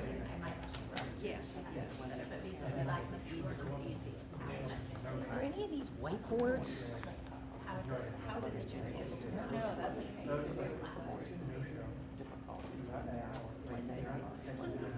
You make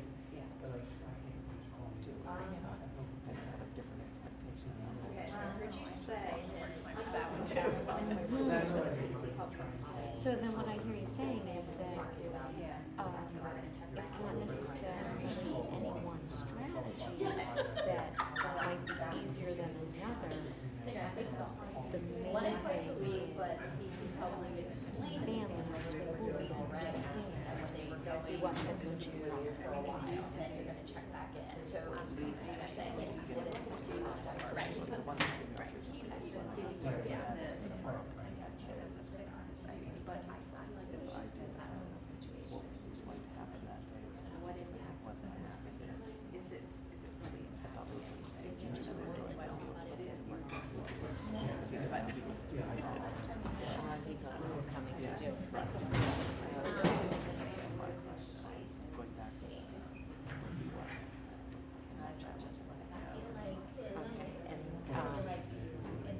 Is there something you did during that session that worked? Yes, yes, I do. What I was gonna tell you in that situation, I was on my toes, and, all right, you know, say, in there. Okay, okay. Supervisors So then even if a parent had a full understanding of the coaching process, the use of modeling and just saying that you didn't try was a successful one. It wasn't a day. And I think that they want. Or you're just getting a free with it, and because I it think was, that you is know, all.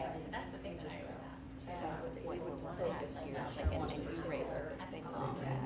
But she's still able to talk about her stuff and, you know, help coach them. If other providers are similar operating under the same philosophy, it sets the rest of us up for, yeah. So she,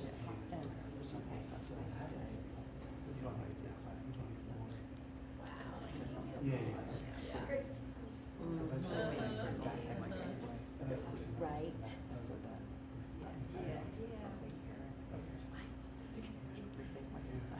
Right.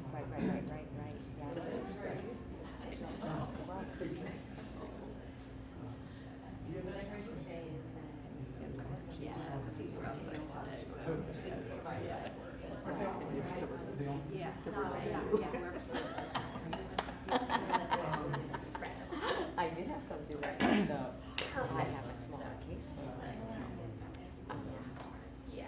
That contributed.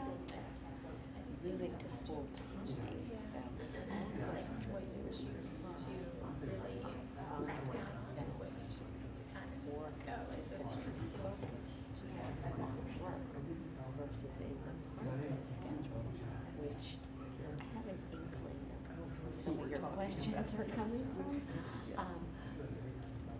When working part-time, I consistently flexed everything. Because it's even different if you work part-time, it's like anyone keeps a real consistent schedule. Yes. But when I was I did flip flop. No 2 weeks pretty much ever was the same. And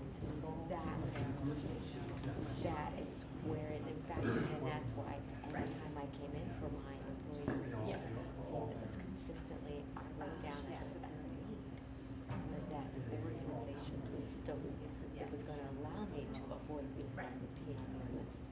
And, so I think the fact that. Yeah, exactly. So you probably should have switched if you have it.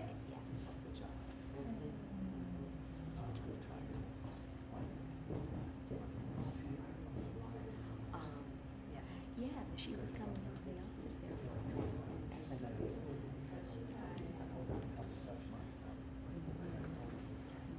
Right.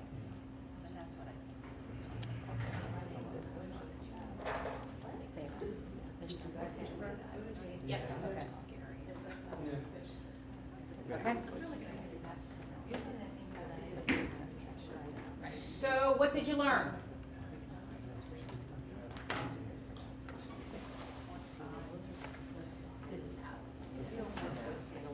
What does she use to be successful? I learned that if it's a day where things aren't quite as busy and there's not a whole bunch of mistakes coming through, she's able to stay calm. Okay. But when she's under pressure, that's when, her reactions, yeah, she's reacted. Okay. Is there ever a time that when there's a lot going on, because that pretty much is our jobs, that she's able to not be, so do you see how it's a past Yeah. successes on top of a past successes? Is there ever a time when it's coming from all sides and she's still able to not be? They know there, that's where we have to work. No? Yeah, I can do it. I mean, are you asking me for real? Sure, why not? Are we pretending? Yeah, sure, why, I mean, go for real. Yeah, I think I can handle it. It's just, I think, when you have a lot of things happening, the same thing, like, I guess she's talking what was the question with the provider? There's filling, has there ever been a time when you've been able to stay home when the provider doesn't fill out the forms? Right, and I don't do that Right. anymore. But, Yeah, you really want to ask her if there's ever a time that she has been able to do it and what's different. And if she never is able, then you want to get into what do you think might help you before you contact them? Because is she contacting them by email or Sometimes. by phone? Usually by email. So for any of you, what do you think you would need to do when you're really frustrated with Robin, but you've got to contact her? Because, there goes Robin again. What would you need to do first before you pick up the phone with her that would help you use your best stuff? Wait, count to 10, emotions So on you would check. count to 10.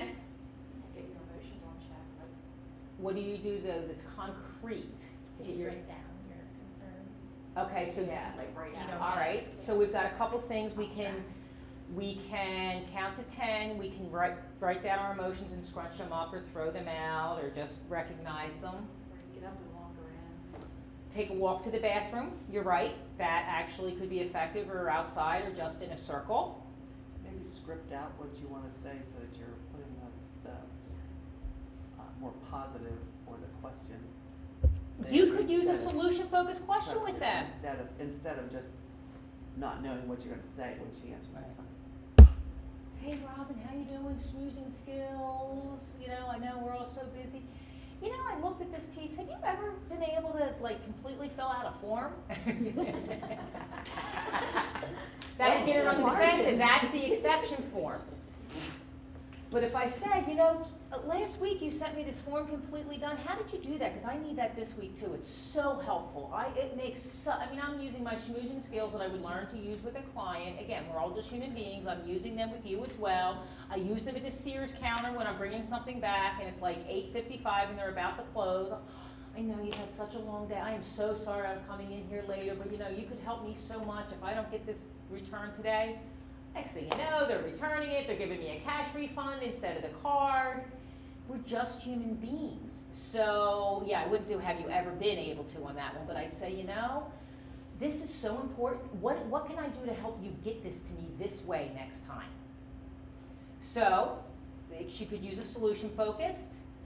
So we have our list. We have breathing, we have writing it down, we have specifically pulling out a solution focus, we have taking a walk, we have going to the bathroom. Any other suggestions? I think that a lot of times, one person doesn't always understand the importance of the work they need to do to the person to whom they're accountable. This is true. So even a statement of, so the reason this is really important and, building that understanding back and forth, and when you do it this way, that allows us to, Right. you know, So we have explaining why it's important, in the same respect why it's important that I practice with my child every day, not just the once a week that you come in and you do something, because it's that repetitiveness. So explaining why it's important. So we have all these options. Which do you think would be most helpful to you? Scripting. And then we go with what her solution is. Now I was thinking scripting, are you kidding me? Honestly, if I were her soup, I'd be like, script, that's a waste of time, I'm not gonna do that. But she said scripting was most important. I was thinking a game of Candy, I don't play Candy Crush, but I know many people do. They've actually said that if you're doing it before something you have to go do a motion, a 5-minute electronic break is a good thing. It's if you're always doing it and you're not getting your paperwork done. So they actually say let go of whatever anyone's playing with in the workplace. You know, it was solitaire when it first came out, or reading the newspaper, and then it was this, and then it was that. They say just deal with the person's performance, not with they're not supposed to do it, because for so many people it's actually a time saver and a balancer. So if she said scripting, that's what we would start working on. So how about we try this now? Again, who's that person who it's consistent with? And she'll tell me who the person who is always having the incomplete form. What do you think your best time to contact her would be? When do you want to really gear up for your best stuff? Because you need to put your best hat on here to really listen to her and get this done. Because it takes a lot of emotion for me to be confrontive as well. So she's going to have to confront someone who she may have a great relationship with Robin, but Robin still doesn't get her the paperwork done. So you want to say, okay, so you picked your method, you're going to script it out. When do you want to give Robin a call? In the morning, that will work best. Does she ever answer her phone in the morning? No. Does she ever answer her phone at all? No. All right, so is there a way that you've ever been able to communicate with her at all?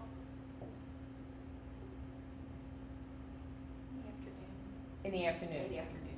Okay. I've done the paperwork. Okay. So you're actually really preparing them for what they've identified as this tough piece. And in the same way you're going to prepare yourself when you sit down to meet with your worker, you're preparing them when they go meet with the family. Because remember, these are the tough interactions. These are the friction ones. He just walked out. I was going to use him for something. I'll wait for it.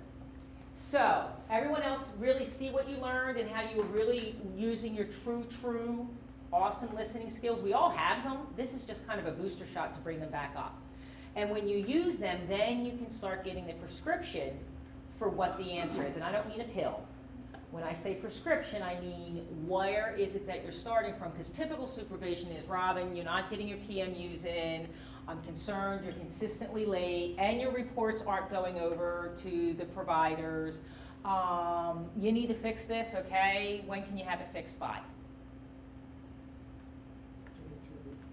Right, and she leaves, and what happens in 2 weeks? Having the same conversation. You're having the same conversation, so it must be working for me somehow if that's all I'm doing.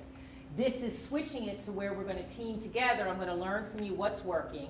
I'm going to learn what you think you need to get it better, and then as needed, I'm going to provide the expertise. I'll go with it for 30 days her way, and then I'll say, all right, we tried your way. This behavior has to change. Remember, this is important. You're so good at the other stuff, and are you willing to try my way now? So I'll go with them for a little while. It's not something that's hurting someone. So moving into the scaling question, right? Because this is your worker who's frustrated. On a scale of, you would say then, so you're back on this one. On a scale of 1 to 10, with 10 being you're always able to manage your frustration with a consumer. Well, yours was a vendor, wasn't it? Yeah. Okay.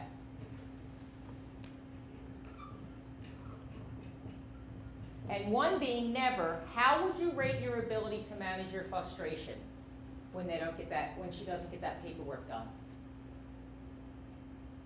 We're talking after we've done this work? Yeah, let's say it's a month later.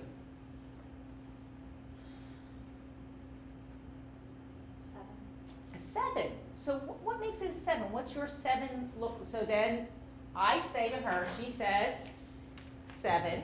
I say, what's your 7 look like? So what's your 7? Because when we started out, you were a 4. Scaling question is awesome to use over time. When we started out, you were a 4 or a 3, you said it's rare that you can ever be nice to someone when their paperwork's not. You can never be nice to Robin and not have sarcasm when her work's not done. What's your 7 look like now when you're on the phone with Robin? What's different about you? My tone. Okay, so your 7 is your tone is improved. What else?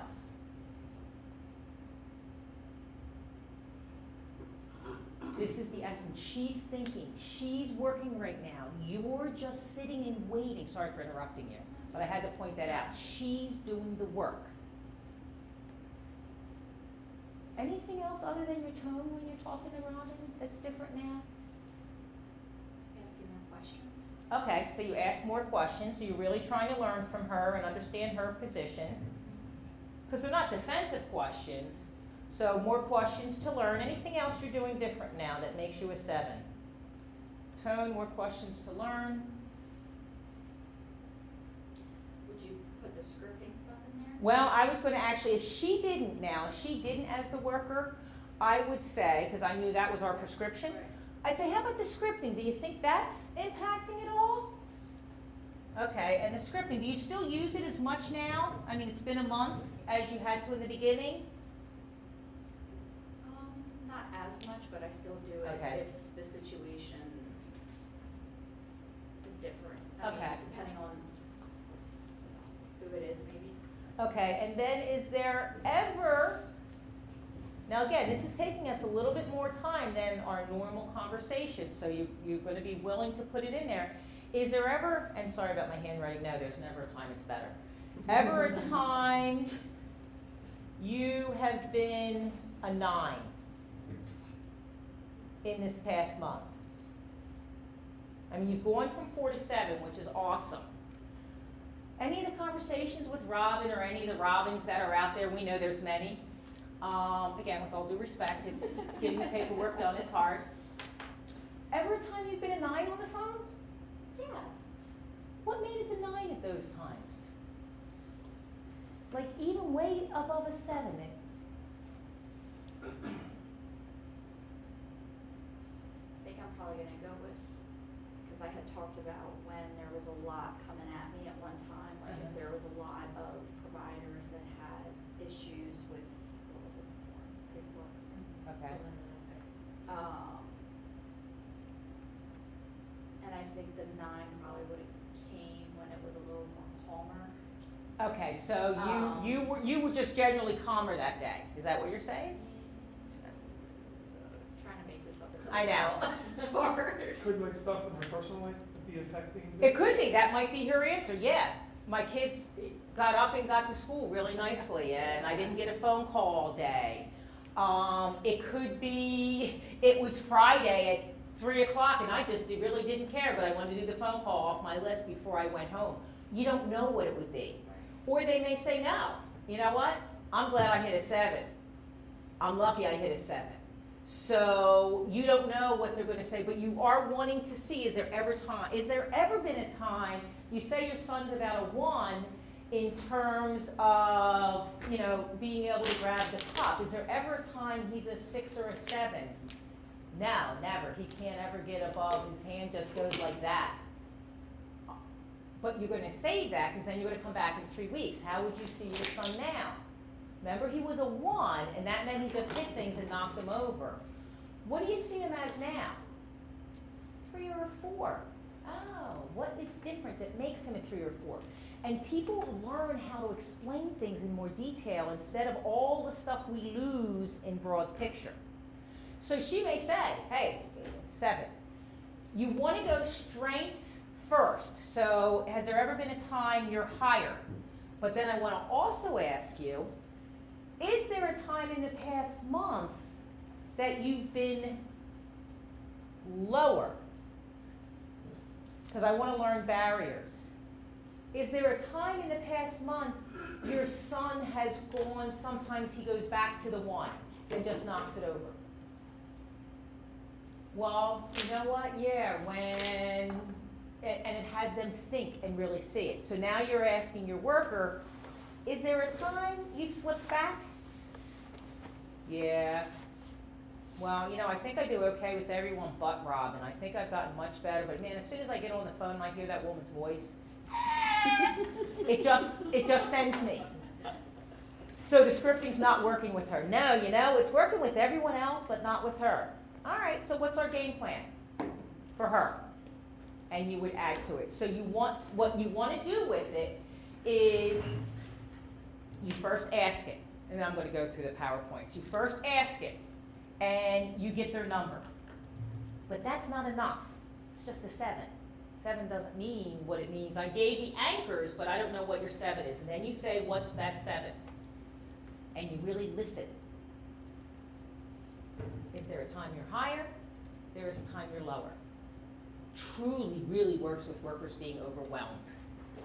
And again, you have an ongoing relationship. She'll just come in and be like, oh, I'm an 8. Oh my God. That's just, oh my God, I'm so out of control. Okay, find out what I'm going to do to help you out. Remember, before when you were an 8, you did this. So then, oh, you seem pretty cool today. What number are you? Everything's going well, I'm a 3. It just, there's something about numbers that are safe for people.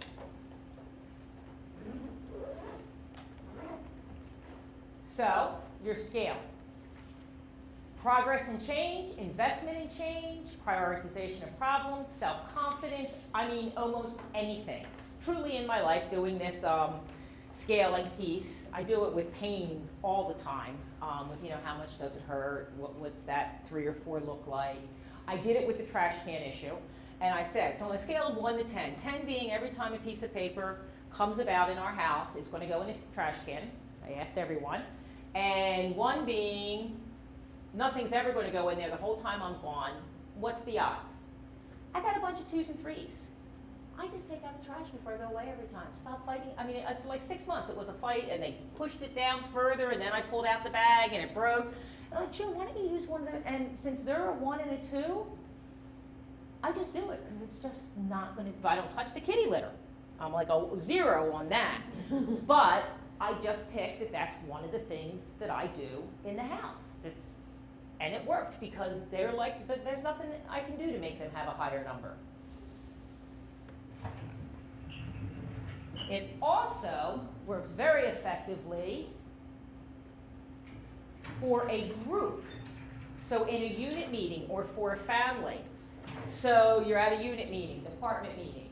On a scale of 1 to 10, 10 being you're going to use strengths-based, solution-focused during every interaction, 1 being you're never going to use it. Again, once you get out of here in 50 minutes. Do we go to 12? Quarter up. Quarter up, I thought so, okay. What's your number?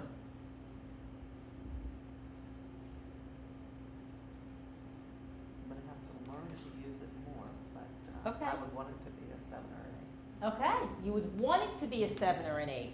So I'm going to put down here, I would put down, I always have to make sure I don't use the, we want to get to a 7 or an 8, because they don't always go where you want to go. But where are you going to be tonight and tomorrow and the next day in terms of incorporating some of this?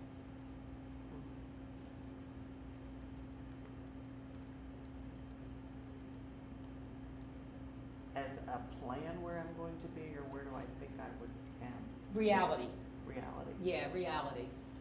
Reality, probably a 4. A 4. Okay, so for we have a, immediate use. okay. Robin, what are you? Say 4. Okay. All right, so we have some 4s. I want to say 5 right there. Okay. 4 or 5. Okay. So put 1 right there. I was actually thinking 3. I'm gonna have to learn this. That's okay. I was actually thinking the same thing. Okay. It's just something different. So when I'm asking a group, and I get my numbers, who's my 5? What makes you a 5? You want to go to the strengths first. So you're in a unit meeting saying, hey, we're getting a new system, we're getting a new vendor, we're getting a new this. How excited are you guys about having this happen? And I get my numbers. And then I say, all right, so you're a 5. What is it that makes you the 5? Because I want to spread the good stuff first. I'm actually in a master's program, and we've been talking about some of these kinds of concepts lately, so it's just validating some of that. Okay, and hearing it more often and stuff like that, okay. Do you think that would help any of you guys that are the smaller ones if you were actually hearing it more often? That might have it, okay. So, If she's a 5, though, I feel like I'm now a 2. If she's I'm saying, like, if she's getting all this extra stuff, and I'm. right, okay, so it actually even dropped you down a little bit more, so you would want to get a little more to stay at your number. Yeah, if she's going, if she's only at 5 and she's going through it Okay, a lot more. I okay, would feel a little inferior. okay. Sorry. No, so what do you think you need to kind of increase your number a little bit? I want to hear what everybody else has. Okay. Where I'm at. For me, what I need after something like this, where, I mean, I love the information, so I need time to go back and reprocess it. So I should probably tonight look over this and try to make some intentional plans of how I'm going to use this in the next day or two. Okay, by the way, I can't give you 25 hours in a day. I know. And when you go back there, it's all gonna be there Yeah. again, so, okay. Practice, I would say. Practice? Practice is what I was gonna say. Yeah. I just sent an email to somebody, kind of using some of this. Thank you, awesome. I'm gonna see how it goes. Uh-huh. Again, it's not a magic wand, I've used Can some we of all my check our best email to stuff. see if she's I know, right?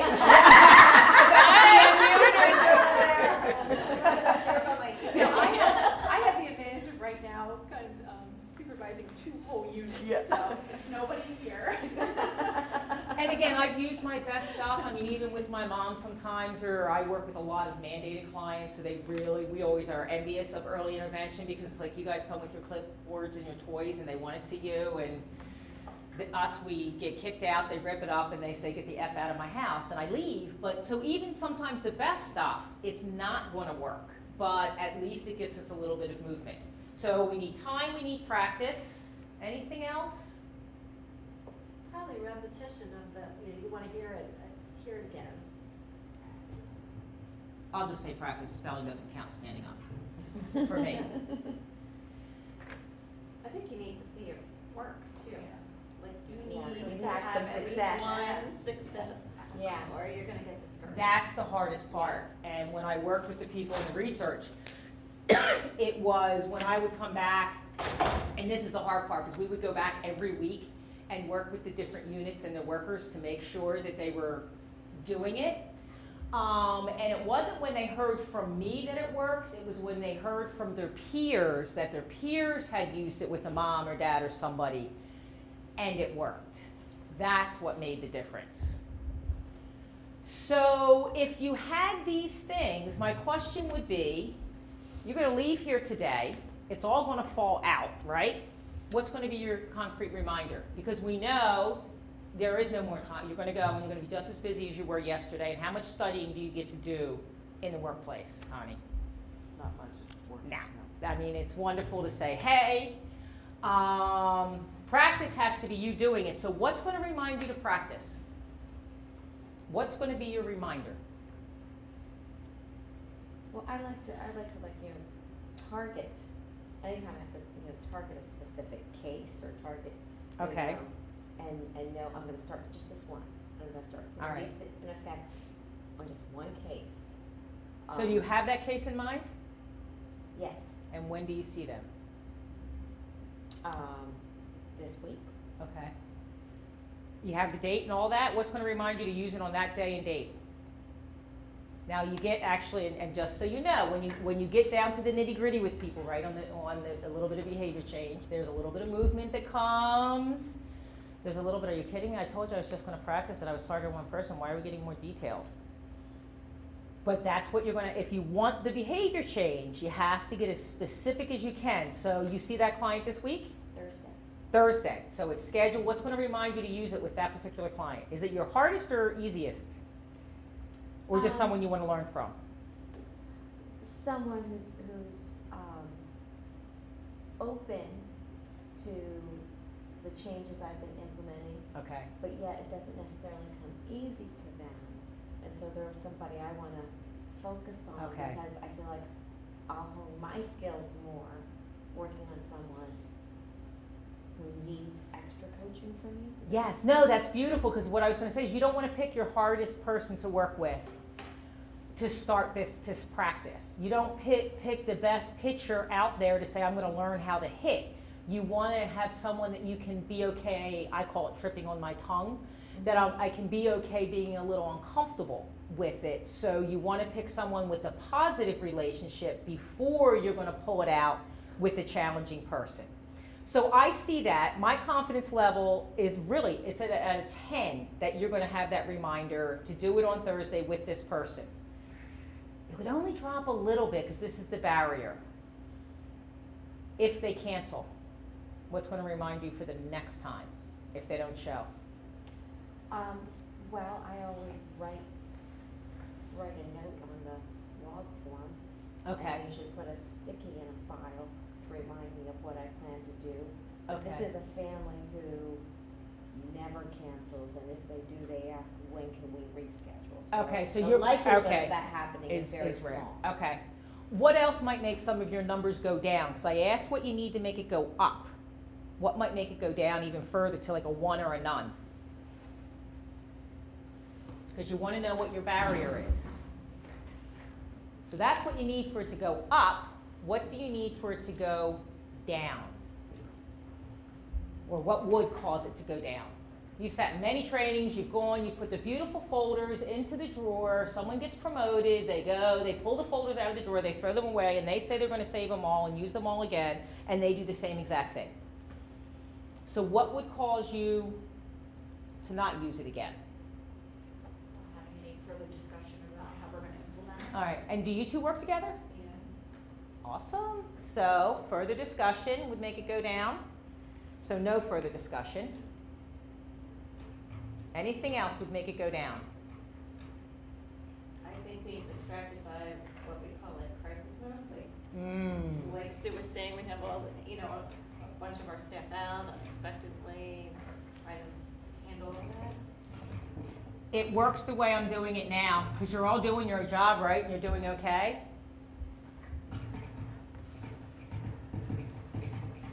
Anything else would make you go backwards? We spent a lovely morning. If I tried it, but it didn't work. Backfires. And I always say you need 3 data points in order to truly know something, not just 1 or 2. So keep trying it. And to me, it always works, because if I learn she doesn't have any of the skills, or she's just angry and resistant, I still learned a quality piece of assessment. So even when I don't get the information that I needed to fix it, so to speak, I got information that I needed to assess the situation and how hard I'm going to work. Does that make sense? So you ask the scaling, you find out what their number means, you see what they need to go up, and then you see what might be your possible barriers. Really works with someone who's not scheduling and showing up.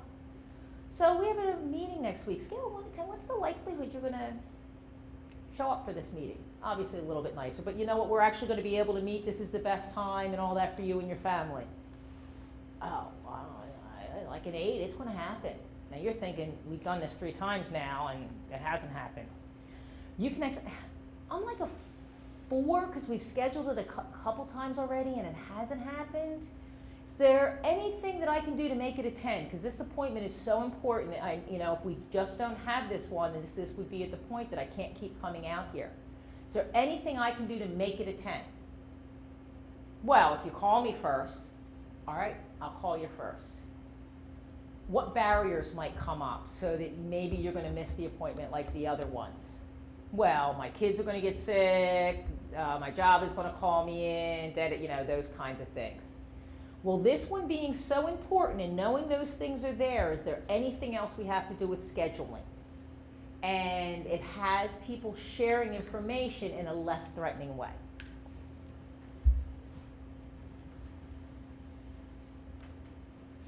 Again, this is everything I've just said.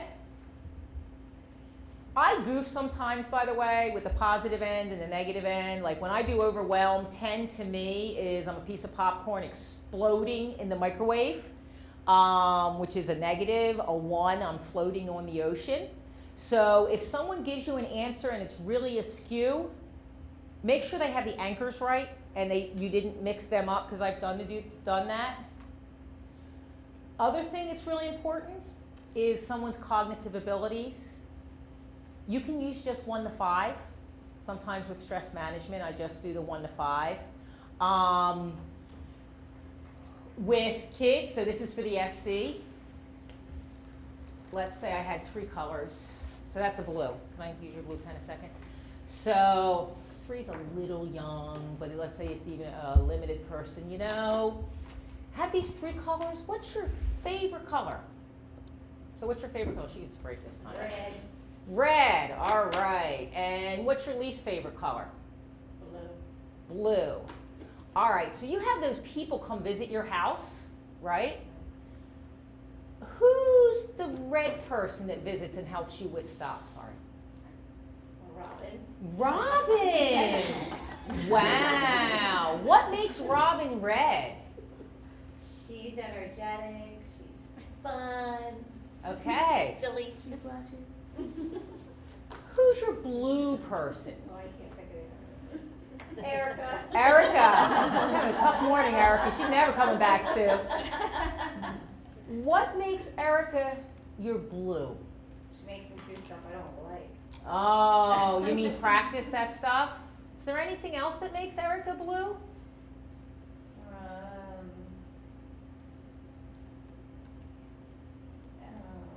She It could gets be. mad at me. Okay. I mean, and then I would be concerned, but if she truly said no, she just makes me do my stuff. Oh, and how about that red Robin? No, we just come and we play and I don't really have to do anything. Which is the more appropriate vendor? The blue. But if she said no, she'll get mad at me, she slams her stuff down, she spits in my face when she's enunciating.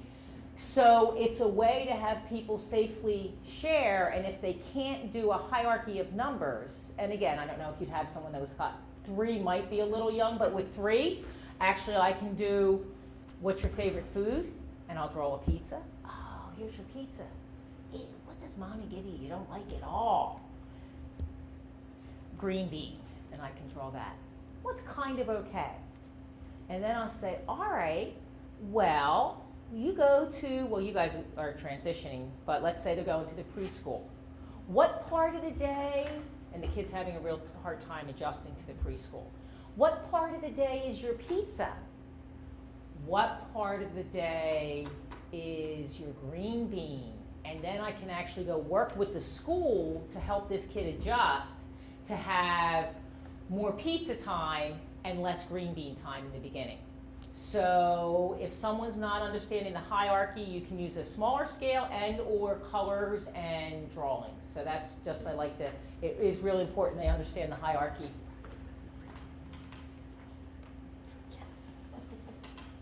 This is the one I showed you with stress.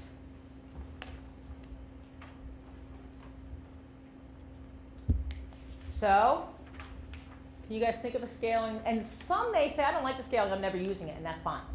But can you think of a scaling one now that you can use? I was thinking Tanya should use one with her daughter for getting out of bed. Oh my It's not my scaling, but. I'm gonna test this. Yeah, I was gonna say. Yeah, there you go.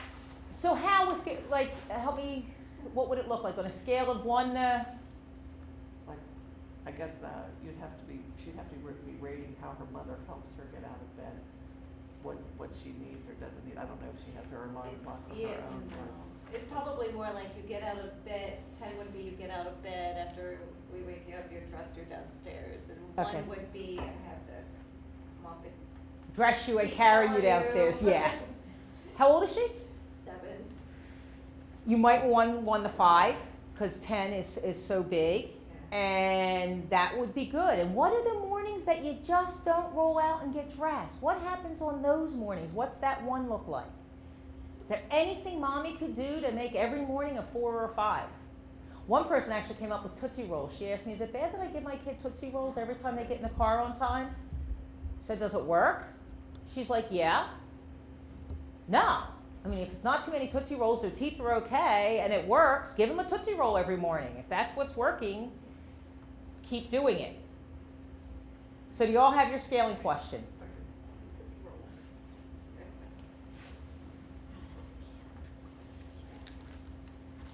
So, because I'm watching the clock. If you now look at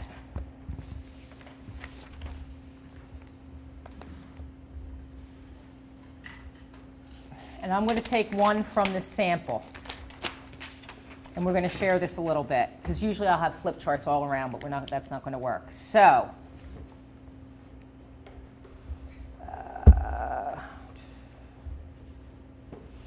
So if she's asking you, I'm in the middle of the scaling question page example. On a scale of 1 to 5, with 5 meaning you have every confidence that this concern can be solved, and 1 means you have no confidence at all, where would you put yourself today that you can solve your worker's concern?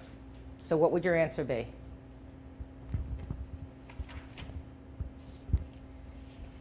3. Okay, 3. So now you guys are the supervisor. What's your next question for her? She said her answer is a 3 regarding resolving this concern. What's your next question to her? Why can't we get it to a 5? What would you need to get it to a 5? Okay, Just what your worker might say. more time to brainstorm solutions. Okay, more time to brainstorm solutions. Now you guys are back to the supervisor. What would your next question for her be? What's gonna stand in your way?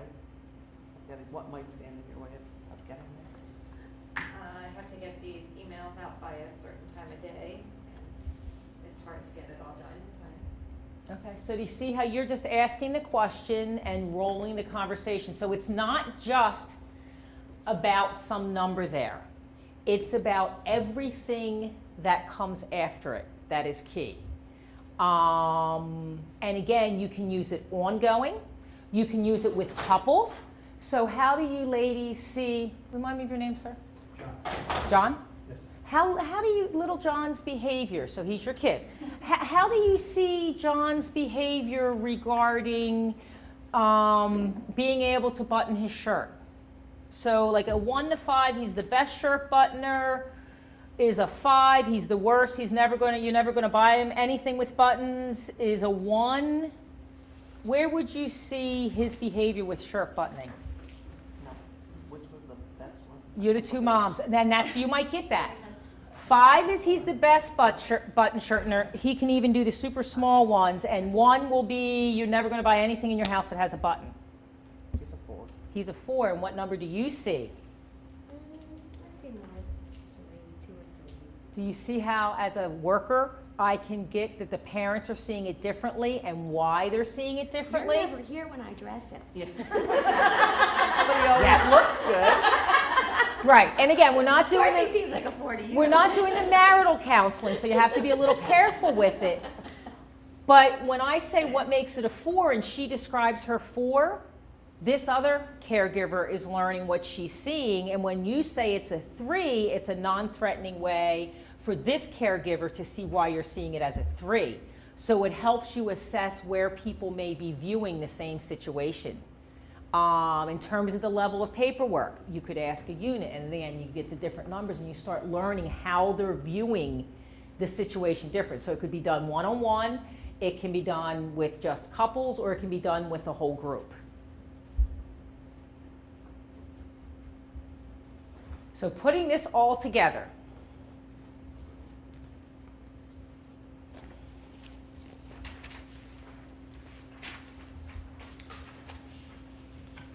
and again, this is an advanced version that we could spend 3 days on, just so you know. I am looking at the page, oh, it says the page numbers at the top, sorry. Page 8 at the top.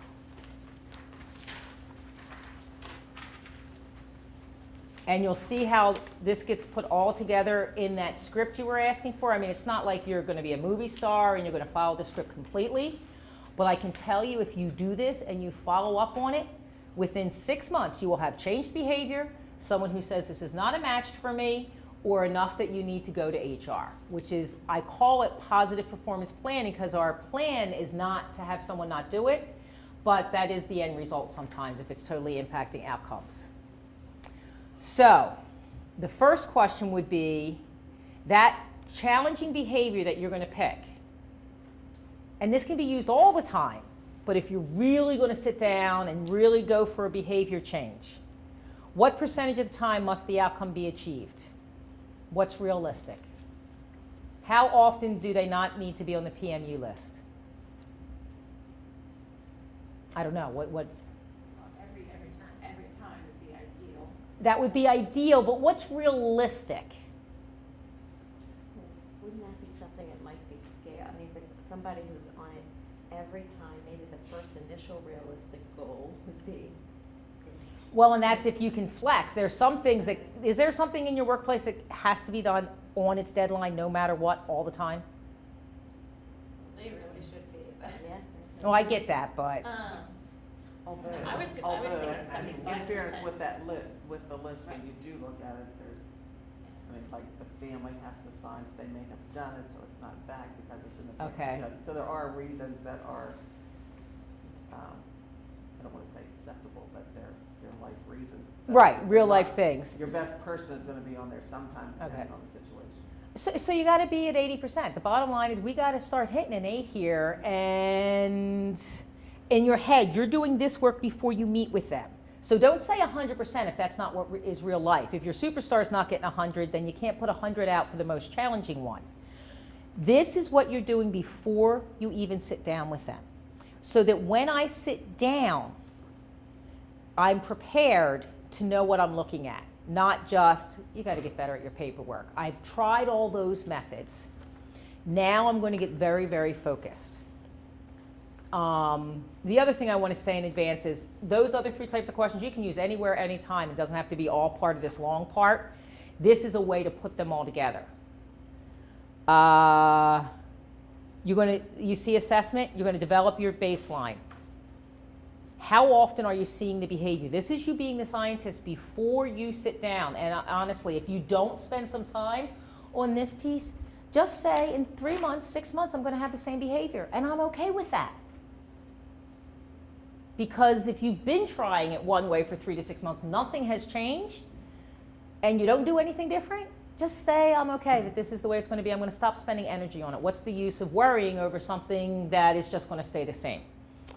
But if it has to change, then you're going to put the energy in it, and you're going to do the desired outcome and assessment before you even sit down with them and have it in your head.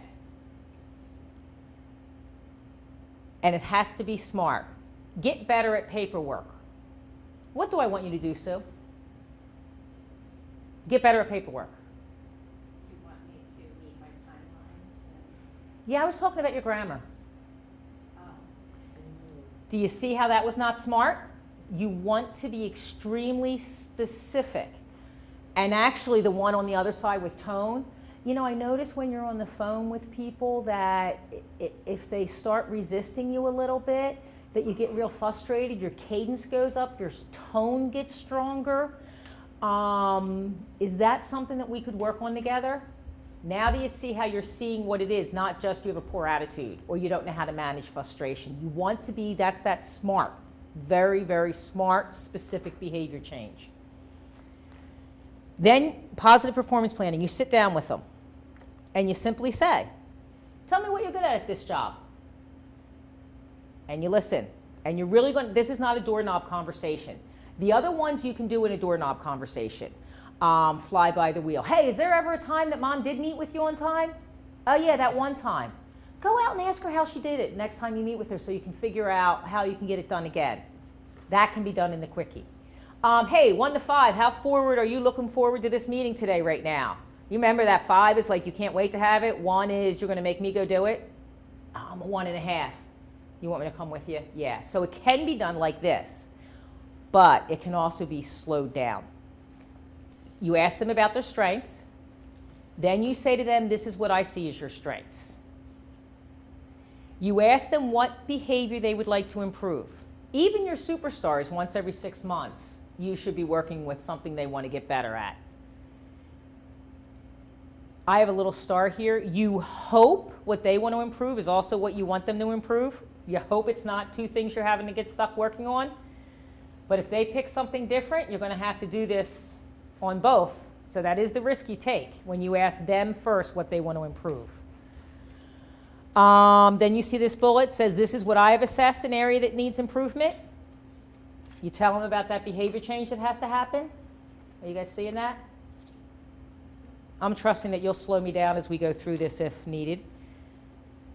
Then you pull out your scaling question. Now, if you have annual performance evals that go 1 to 6, do some of you have that, or 1 to 5? I'm not numbers necessarily. Needs, exceeds. right, so that's 3 or 4. You want to, if you can, use that same piece because you want to have it measurable. It should be connecting to their performance eval because we're talking about improving a behavior. Unless they're picking, like right now, you are already exceeds on understanding various developmental delays. Is there any one in particular, though, that you want to learn more about? Maybe how they're defining the autism spectrum now on the scale with the new DSM-5. So you can still connect that to the performance eval if you can, because then it will make it easier. It's a payoff for you down the line when you go to do their performance eval. Now you see your scaling question on top of page 9. I picked IP. It should say ISPs. That's a typo, isn't it? You guys call them ISPs, right? Not IPSs. Okay, well, typo, so noted. Do you see how we're doing the full scaling question here?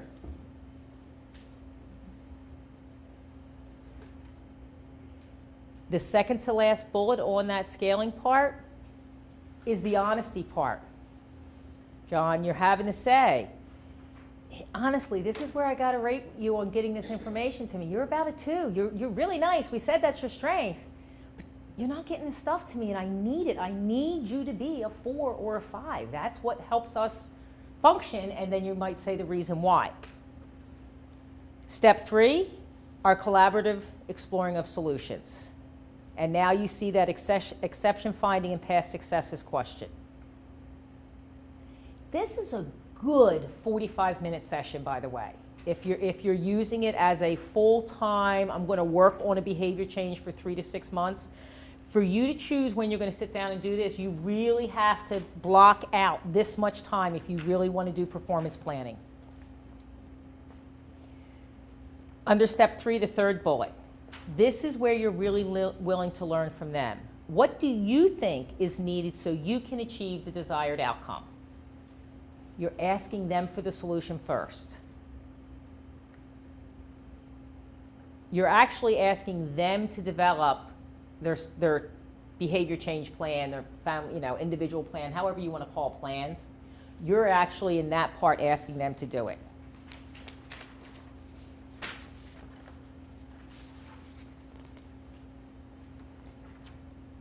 Step 4, before I get to that, the bullet right above step 4, I always say, do not sit down and start this. So what if I don't do it? What if I'm on the, I don't know, VMAs came to my head. What was it called? PMU. So what if I'm on the PMU forever? Every week you're just going to see my name there. What happens to me? I should come up with a plan, like you said. But does anything really happen to someone who's on the PMU all the time?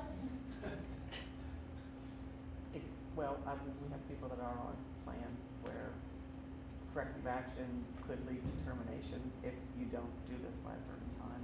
Okay. Maybe not just for one thing like that. That's but for what you all. need to know on this bullet. You need to know your agency's response, and you need to have administration. It's one thing when we're just talking about, hey, you're falling a little behind, get it up to date. But when it goes on for a period of time that I'm sitting down and choosing to do this, you have to, and that, I don't know, putting next to that bullet, work with administration. We're just having a verbal conversation here and doing a verbal plan. The next steps, because this is so important to our funding, is we would sit down and we would do something written that would actually go in your file. Again, I'm still going to be working with you because you're so valuable here. After that, we would sit down with administration and actually call it a corrective action plan. And you have to have your next steps. Because what's going to happen if you don't pay your electric bill this month?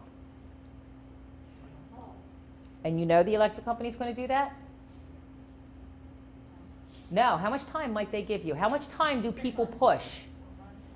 Right, so I can push that far. How long can you go without putting gas in your car if it's on E? Right, and that's because you do love giving the gas companies billions of dollars? Right. You have to have the consequence there for them. So that would be the key thing. You have to have that, because if nothing's going to happen, just let them be on the PMU. It's how you guys roll. It's your culture.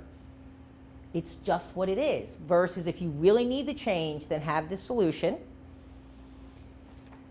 This part you guys know how to do. How many service plans have you done in your career? And what happens when they're not detailed and you don't follow up on them? So the choice is yours. If you don't put detail and you don't follow up with your worker on it, it's not going to happen. So the next page. So one, if I'm not having regular supervision with you, forget this. This is never going to happen. It's out the door. I've got to sit down and talk to you at least once a month for me to say, because if I'm getting, anytime I get called to your office to sit down and talk is when I'm in trouble. Imagine the emotion I'm walking in with. It's not good at all. So you have to have some kind of, this is just how we do our business. When do you want to talk about this again? So we're working with Robin and her attitude. Robin, what's the best time? I mean, is talking about this during supervision work for you? Or will you want to schedule a different time? Or at the beginning or end? When do you want to? Because we're going to follow up on this until we get the behavior change. Thursday afternoons are good. Okay, so Thursday afternoons, and separate from talking about clients and stuff, or at the beginning or end of when we talk about clients and stuff? Let's start off with it first, and then if we need to discuss clients, we'll do that at the same time. Okay. Would some of you have picked a different way to do it? How would you have done it? I probably would have done it as a whole separate. Right.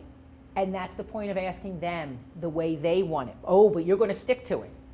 But ask them if they would want, I would want it separate too. I definitely wanted it at the beginning though, not at the end. Did anyone think they wanted it at the end? I couldn't focus the whole time. So that's what you're doing with this. And conducting the review session, it goes the same way. What worked with your plan? This is the same way actually when I talked to the SCs this afternoon, the providers. So what worked with working with your son and the water bottle this week? What challenges did you have? What do you think you need for next week? So it literally can become a part of just how you do business, so you don't have to kind of force your memory.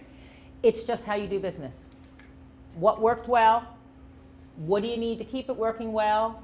What might be a barrier? But you're willing to get it from them instead of us giving. Now, Robin's brand new right now, so you got to give a lot because she's learning a new skill. But once you get to where they know this skill, it's just not happening all the time, this is where you're giving it to them. But also in how they teach it. So,